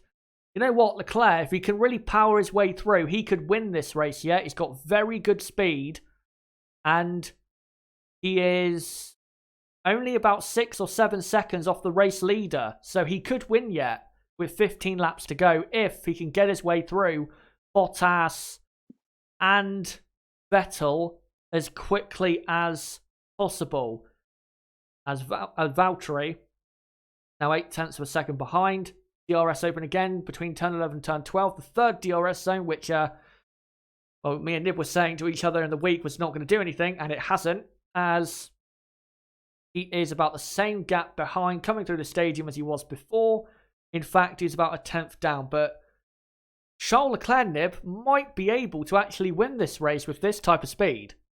Well, Chaz, I was just thinking, imagine if he didn't have a 6-second pit stop. Charles Leclerc would be right on the back of these lot, and I think would be well and truly in contention to win this Grand Prix if he hadn't have had that awful pit stop. But Leclerc is just about 3 seconds behind Bottas, as Bottas certainly is now putting Vettel under pressure. He has DRS, but he's not going to be able to overtake Vettel for the time being, as there's more traffic in front. And I'm sure that isn't going to be too pleasing for Sebastian Vettel, as there's an absolute train of cars there. As what on earth is going on there? I'm not too sure at all. I think that was Hamilton just in front, of course, who was just about got let through, but Vettel is stuck behind traffic through these S sections, so that's going to cost him a lot of time. And there you go. That's him stuck behind a Williams. And there's Charles Leclerc, 2.5 seconds behind these lot now, as the Monegasque driver is really closing up on these lot now. Absolutely, as, yeah, a lot of traffic. I think this is Stroll, Kvyat, Gasly, and the Williamses that they're lapping. So they're now dipping into the top 10 for lapping cars. And Valtteri should have DRS on Vettel. I'm not sure if he does. We're not seeing if he does. He does, but he's not really gaining. But Charles Leclerc now is very close to being within striking distance to get past Bottas. And if that Ferrari gets a look on the straight, he will be passed. There is no doubt about that whatsoever, as Leclerc now gaining about 8 to 9 tenths of a second as Leclerc now laps Robert Kubica in the Williams, as Bottas still right behind Vettel. The only thing that will help Valtteri is that he has DRS on Charles Leclerc's teammate. So if Ferrari can get Sebastian to try and break the DRS, then that will help Leclerc come through. As now they enter the middle part of the lap, and look at the Toro Rosso there, losing the rear quite a bit. The two Toro Rossos, no, not two Toro Rossos, but Kvyat is 8 tenths off Stroll, and that's a very big fight, that is, because they're fighting furiously over P10 as Kvyat lets through Vettel and Bottas, and he should now let through Leclerc, and he does. Yeah, big fight that is between Stroll and Kvyat for P10, as Leclerc is about 1.5 seconds, I think, behind Bottas. Bottas has DRS on Vettel, but is, I think, slightly closer to Sebastian, but not close enough to go for a move. He's about 0.5 seconds behind as they come down into turn 1. As these 3, or 4 really, Hamilton, Vettel, Bottas, Leclerc, have really dropped Alex Albon, who is about 10 seconds behind, I believe. And Vettel and Bottas, lap Lance Stroll, and then Leclerc needs to get his way through as well. Leclerc goes off the track. Leclerc went off the track at turn 4 there, went deep, lost a bit of time, lost about 8 tenths of a second. So Leclerc really pushing hard, as we've only got about 5 seconds separating the top 4. And yeah, locking the inside front, and nothing he can really do, but he's pushing hard to get after his teammate and Valtteri Bottas. And Valtteri now about 8 tenths behind Vettel into the middle sector. Be interesting to see if Leclerc can close the gap back up or whether his tyres have now gone. As Valtteri should get DRS here, even though he is 1.1 behind now. I think. There you go. As Daniel Ricciardo is very close to Sergio Perez, but we probably won't see this overtake happen. But it doesn't look like Ricciardo's going to be able to catch Verstappen, as the gap is about 6 seconds to Verstappen with 12 laps to go. So it's going to be quite a mission for Ricciardo to get past Perez here. But we know that Vettel is ahead of Bottas. Bottas isn't going to overtake for quite some time because dirty air. As we've got Kimi Raikkonen coming into the pits, and it could be to retire the car because usually we don't have team radio. Yes, and indeed, Kimi Raikkonen has pitted to retire from the Mexican Grand Prix. It has been a really awful day for Alfa Romeo, from pit stop mistakes from Giovinazzi and just complete and total lack of pace by the Alphas as the Kimstar is retiring. But here we go. Ricciardo closing down Perez down into turn 1 here. Can the Australian get past as he looks to get a very nice run out of the turn 2 and turn 3 complex? But it looks like he still is a little bit too far behind. But of course, Ricciardo, if he is close enough, will lick the stamp and send it, but he's nowhere near close enough. Sergio Perez at the moment, and he will stay behind in P8 on lap 61 out of 71. Yeah, but he will be, as Kvyat has just passed Stroll for P10. We haven't seen it, but I think he just passed him. I think we just saw that at the end before they hid the tower order away. So Daniel back into the points and not far behind Hulkenberg. So Kvyat might get back his P9 that he was in before he pitted. So Kvyat up to 10th. Feel kind of sorry for Stroll because he's had a good race in pace terms, but I think his qualifying really did hurt his result today, as we're now on lap 61 out of 71, 10 to go in Mexico, and it's still Hamilton leading from Vettel, Bottas, Leclerc and Albon for the top 5, and Verstappen is 6th, of course, as Ricciardo now comes down the pit straight. Can he get the move done? Down into turn 1, gets in the DRS. Perez is going to have to defend, is he? Ricciardo throws it down the inside, locks on the inside front. He's going to go straight on across the grass, and he will have to let him back through. Oh, big sideways moment coming out there. And yeah, he's got to let Perez back through. And Ricciardo back down to P8. He licked the stamp nib. He sent it, but it wasn't ready. I think he's forgotten that he's not on a Red Bull there that has terrific braking performance, and he's absolutely destroyed his medium compounded tyres now. And I don't know if he'll be able to get past Sergio Perez. The move was on, but he did just brake marginally. Well, I'd say marginally, way too late, as he nearly lost the car and went into the barriers as he was getting back on track on the exit of turn 3. But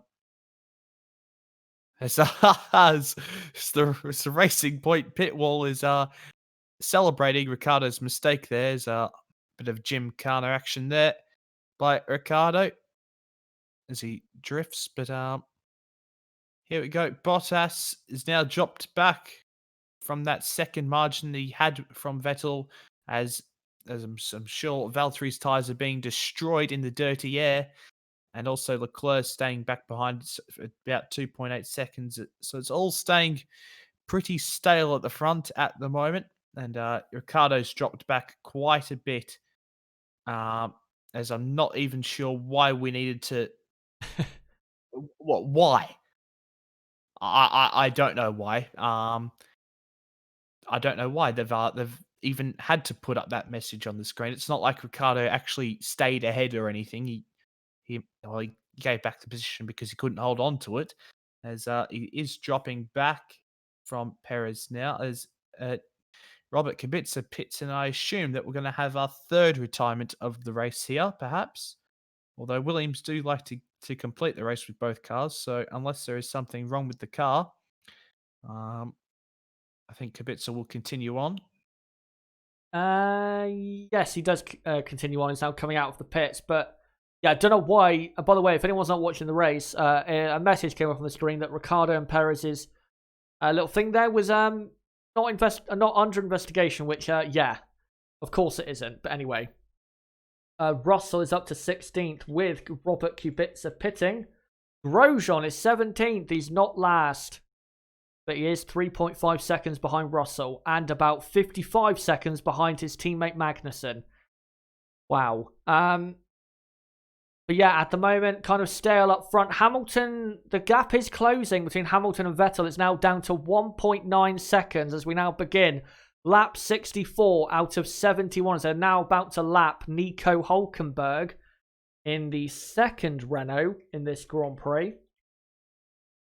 But at the moment, in case anyone's wondering about the World Championship, as it stands, Lewis Hamilton is not World Champion.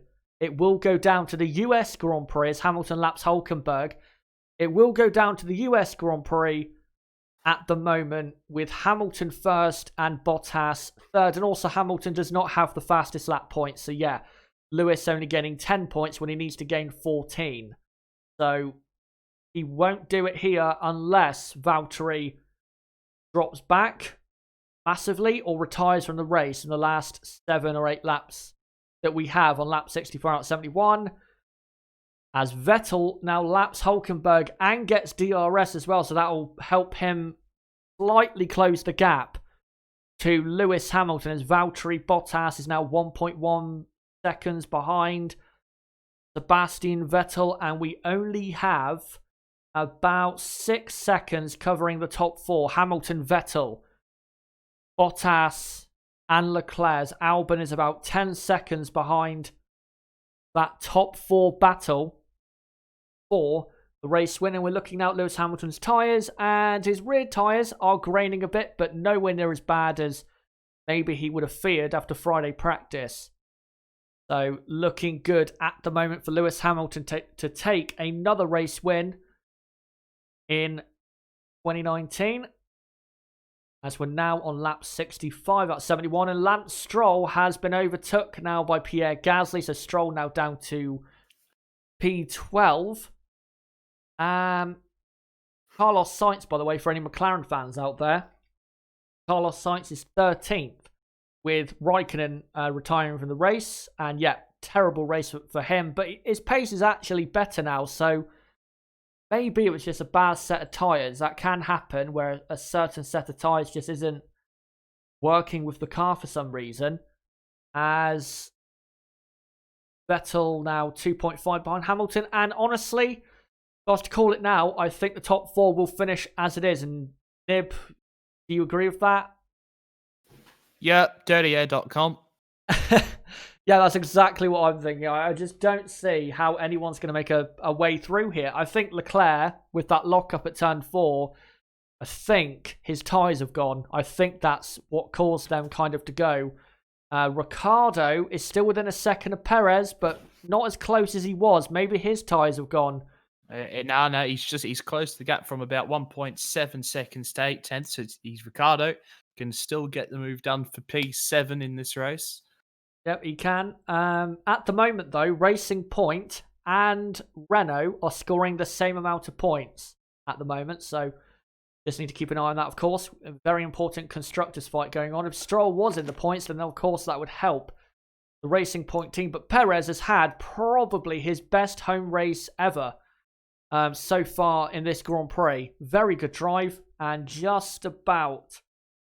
I don't know how Max Verstappen is driver of the day. If that would be incredible if he wins driver of the day. What? Yeah. In case you guys don't know, what they do at the end of the race, as we're now about to start lap 67 out of 71, what they like to do is show who's winning the driver of the day poll, and Max Verstappen is winning by 8% over Lewis Hamilton, which makes absolutely no sense whatsoever. When Hamilton's been on these tyres since lap 24, was it, and is driving absolutely superbly at the moment to keep Sebastian Vettel at bay. Yeah, I know. Well, Verstappen has been on his tyres for a long time, but he was probably at fault for that contact with Bottas. So, yeah, I don't get that. I don't get that at all. And you'd have to say, well, driver of the day for me so far would have to be Daniel Ricciardo, because his drive has been absolutely brilliant so far. Hopefully, from a Renault point of view, he can pass Sergio Perez to improve their constructors' situation. As again, the top four are as it is, with Lewis Hamilton set to take another race win in 2019. His last win, of course, was Russia. That one was a bit lucky, but this one, you have to say, fully deserved, and Ferrari, yet again, have completely bottled a race victory with very questionable strategy decisions. And,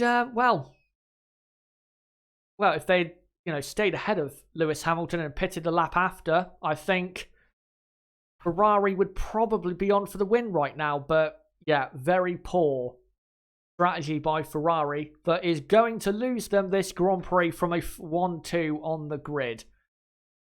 As there is Daniel Ricciardo now on lap 68 out of 71.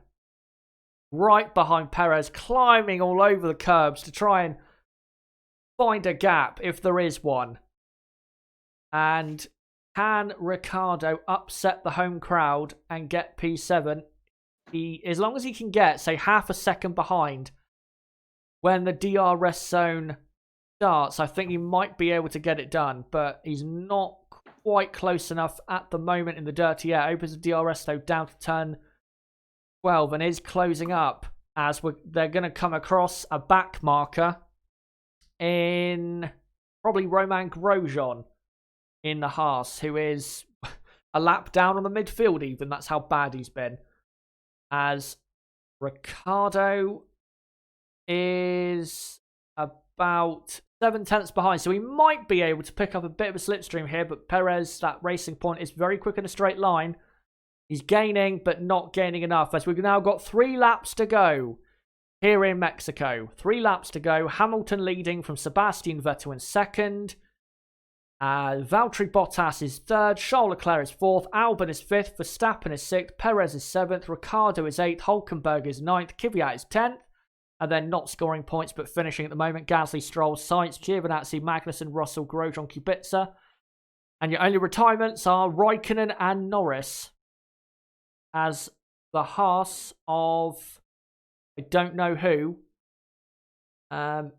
think it's Romain Grosjean, lets through Perez and Ricciardo. They now come into the S's. Hamilton at the moment, 2.2. Clear of Vettel. So Hamilton has this absolutely in the bag. And Charles Leclerc, I think, hurt his tyres locking up a couple times too much into turn 4. And Ricciardo, though, close in here at the final corner as the sun finally comes out. And can Ricciardo close in a bit? No, he can't. He's about the same gap as he was behind the previous time. And he will not be able to overtake Sergio Perez. Surely not. No, he definitely won't. Ricciardo, though, closing in a lot and braking. As we're now on the penultimate lap of the Mexican Grand Prix. It's lap 70 out of 71. And Nib, you do have to go very quickly after this race. So I'm going to ask you now, what would you rate the race out of 10? And who is your driver of the day? I'd honestly give it a 5. It looked like it was going to be a slow burner towards a great end, but ultimately it's been quite a boring race, if I'm perfectly honest with you. No overtaking really at the front, because you can't overtake here with all this fast corners in the middle sector, and then the slow corners in the last sector, then a heavy traction zone with a long corner out onto the main straight, so the gap extends. Once again, awful track design, even though this is a great Grand Prix with the Mexican fans. Just wish the track was a little bit better. But Hamilton, fantastic drive to win from Vettel and then from Bottas and Leclerc. Has driven a pretty good race, but just wasn't on the right strategy. And of course, we'll have to keep our eyes on Ricciardo and Perez on this last lap, but we'll probably watch Hamilton for the rest of it, and then Ricciardo will get past at the chicane and the hairpin, and we'll miss it. But Ricciardo is only a couple of tenths behind Perez at the moment, so I don't know where exactly they are on track, but Ricciardo is I don't even know. He's about 3 or 4 tenths behind. But quickly, who's your driver of the day? I'd have to go Perez or Ricardo or not Hulkenberg, Hamilton. Hamilton's driven a really fantastic race. He really has. Yeah, he absolutely has. As now, with Valtteri Bottas in third place, Lewis Hamilton on the final lap of the Mexican Grand Prix now comes into the S's with Sebastian Vettel only 1.6 seconds behind. The championship won't be won unless Valtteri somehow slows down and moves down to P5. But he will win this race and take a massive step towards his 6th Drivers' World Championship as he now comes into the final few corners. And soon enough, into the final corner. And Lewis Hamilton, for the first time in 3 years, wins the 2019 Mexican Grand Prix. Sebastian Vettel finishes in second. Valtteri Bottas finishes third. And Lewis Hamilton is not the world champion today, but will be surely this time next week at the US Grand Prix. Leclerc is 4th, Albon 5th, Verstappen 6th, and then Perez. Ricardo, Kvyat has passed Hulkenberg. Something's happened to Hulkenberg. I don't know what, but Hulkenberg has fallen down the order for some reason. So Perez is 7th, Ricardo is 8th, and then the two Toro Rossos have nicked P9 and P10. What's happened to Hulkenberg? I don't know, but the race has finished. And Nib, I know you have to go, so I'll let you go. Thanks for coming on, mate, and we'll see you again for the podcast, mate. Thanks for coming on again. Yeah. Oh, Hulkenberg's got no rear wing. That's what's happened. But yeah. We will see for the podcast next week. As here we go. What on earth has happened here? Danny Kvyat all over the back of Nico Hulkenberg. He's going to send it up the inside here. Oh, and Hulkenberg's gone completely into the wall after Danny Kvyat's tipped his rear end there. Just absolutely an awful, awful mistake there by Danny Kvyat. You're not going to be able to go up the inside of the final corner. And that's quite clearly Danny Kvyat's fault, and I wouldn't be surprised if he doesn't get a penalty for that. But yeah, I'm off. Thanks for having me on, Chaz, as usual. And until next time, I hope you have a great week. And we'll see you on the podcast. Absolutely. Thanks, Nick, for coming on. We'll see you for the podcast on Tuesday. But with Hulkenberg now out of the race, I don't quite know where he's finished then. So Kvyat is 9th, Gasly is 10th. Then it should be Stroll in P11, and then I assume Sainz. Well, do you know what? I'll just put Hulkenberg 13th for now. He's definitely not in the points. And that's a disaster for Renault because they were about to match Racing Point in terms of points scored. And they have now been outscored by Racing Point. So that's not good for them. But the race is over. Lewis Hamilton is your race winner. Sebastian Vettel 2nd. Valtteri Bottas 3rd. And Leclerc 4th. Let me know, guys, though, for the next, say, 15 minutes or so, as Lewis Hamilton does what he normally does in Mexico and does donuts. Let me know for the next 10 minutes, guys, 10-15 minutes. What did you think of the Mexican Grand Prix? What would you rate the race out of 10 as? And who is your driver of the day? For me, it's Daniel Ricciardo because his speed was incredible on the hard compound tyres. And I think, considering how bad his qualifying was, I would give it to Daniel Ricciardo. And then after that, I'd probably say Lewis Hamilton because when it mattered most, he put the laps in to get the undercut and, has won the Grand Prix. So let me know in the chat and I'll see what you guys have to say. Thanks very much, Chaz and Nib. No problem. Hopefully you guys enjoyed the race. By the way, sorry about the lap counter failing, but it was a trial version. It wasn't an absolute gonna work version, put it that way. But I'll try and get something at least for next year sorted. Driver of the day is Lewis. Not sure it's a 10 out of 10. Maybe for Daniel Ricciardo in terms of his drive it was. Hamilton, we were saying. Find some others. Hamilton is a beast. A yoke team equals Ferrari.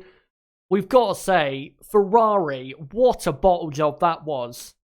1 and 2 They pit Leclerc too early and put him on a tyre he was already on, so he had to pit again. And then they left Vettel out way too long and let Lewis Hamilton undercut past him. What are Ferrari doing? And also, why is Inaki Rueda still the strategist? As I clear my throat. You cannot persist with crap, because crap will always bring you down. So why are Ferrari persisting with someone who is clearly proven to be absolutely crap in his role? No idea why, but Ferrari, let's be honest, they're not going to win a world championship until they get a new strategist at least, because they can have the quickest car as they want, but when it comes to strategy and, you know, brains, Mercedes have it way over Ferrari, but awful for Ferrari. Pathetic. Not pathetic, sorry about that, not pathetic, but terrible decision by Ferrari on both cars. Both cars. They just lacked that intelligence to really control the race. I mean, what they really should have done is just wait until Hamilton pitted and then start pitting Leclerc and Vettel one lap after another. But no, they decided to put Leclerc on a two-stop for no real reason. And then Vettel, they kept out way too long. And he didn't gain anything by doing it. So, yeah, don't know what Ferrari were trying there. But let's see what you guys have to say before the stream comes to its end. Inaki Rueda out. Yeah, indeed.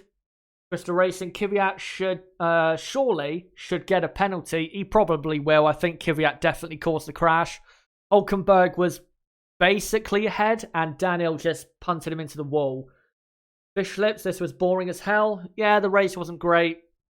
Wasn't as good as I thought it was. The first lap was good, with Verstappen going off with Hamilton. Just shows you Hamilton didn't exactly have it easy today. Almost got knocked out in the first 2 or 3 corners, but came through to win because he had the speed, he had the car, he had the team. Right, let's find some other comments here from you guys. Dawn O'Mahony, Leclerc has 7 poles, and how many times the team let him down? I know. Well, that's how many races in a row? That's 2 races in a row where they've had a front row lockout and blew the race. And that's actually 3 in a row where they've had pole and blew the race. So, yeah, there you go. That's Ferrari for you. That's why Ferrari are not in a position to contend for a world championship. And that's why even if they had a car throughout an entire season that was maybe slightly faster than the Mercedes car, they can't get the results like Mercedes can. They just cannot get the results. If you gave Mercedes Ferrari's car and paid it, you know, their livery, then Mercedes would dominate, but Ferrari just cannot get it done. And that is a theme we've seen for way too many times. Crystal Racing saying 2004 Ferrari would have dominated this race with a 1 and 2. Absolutely. Yeah, I mean, even though their car was not dominantly quick this weekend, but yeah, if it was those types of people in charge of the team like it was back in 2004, there's no way they would have lost that race. No way they would have lost that race. They would have at least got the win. Maybe not the 1-2, but they would have at least got the win. But to not get not only the win, but to end up 2nd and 4th, I'm sorry, that's not good enough. Not good enough. And to be honest, we knew this. We knew that Ferrari were likely to do this. So, yeah, again, it's just terrible. Absolutely terrible. Crystal Racing says Leclerc was average today. Yes and no. Yeah, his pace at the end wasn't great, but Ferrari did not put him in a position to succeed. They basically gave him a strategy where he was built to lose. So I think, yeah, was he great today? No, but he wasn't given what he needed to even contend for victory. So we got to be fair to Leclerc. Ferrari just didn't give him what he needed. Same with Sebastian Vettel as well.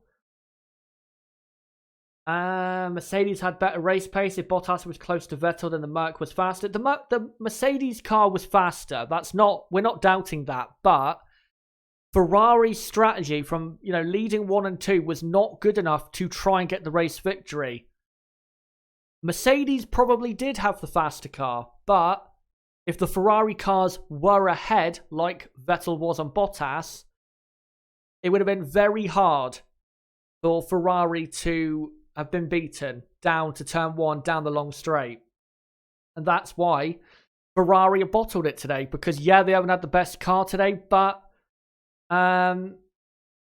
they completely threw away a 1-2 when it was looking pretty comfortable. Not dominant, but pretty comfortable ahead of Albon and Hamilton, especially ahead of Albon, who pitted before the 2 Ferrari cars and went onto the same tyre. So they knew he had to pit again, but decided to pit Leclerc anyway. I really don't get it.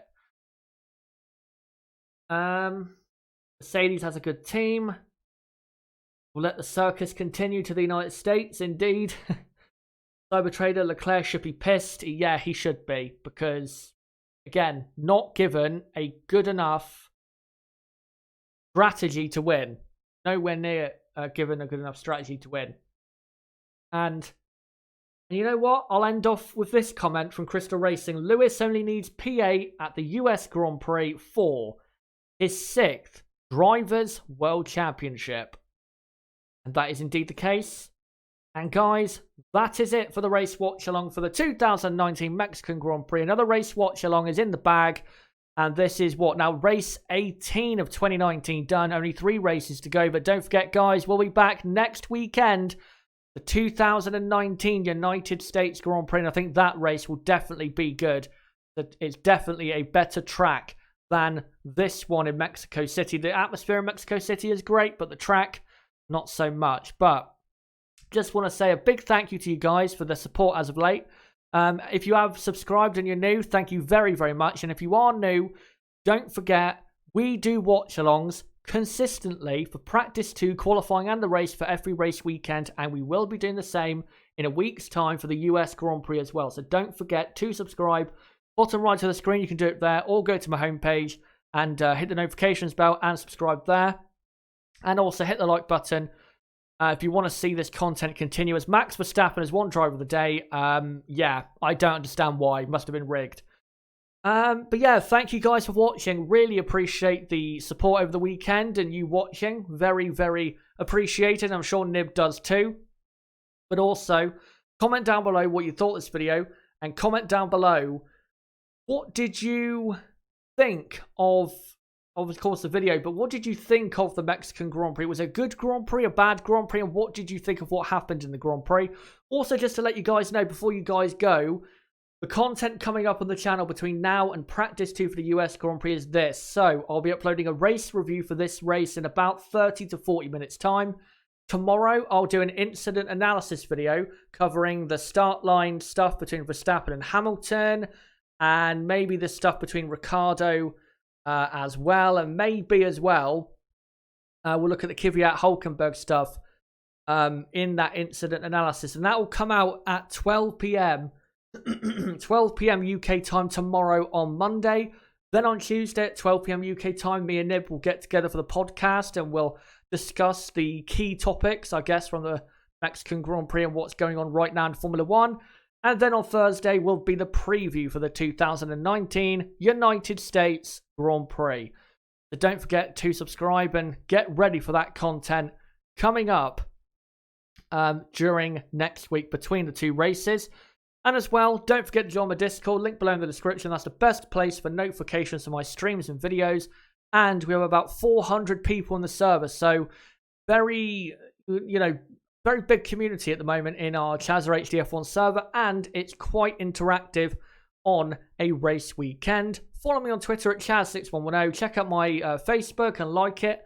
That's Chazza HDF1 on Facebook, and check out as well my website not Chazza HDF1, ChazzerHD.com, my website for more content like this. But guys, until my race review and the video is coming out in the week, but until the next Grand Prix in 2019, the 2019 United States Grand Prix from Austin, Texas, it has been me, Chazza HD, goodbye.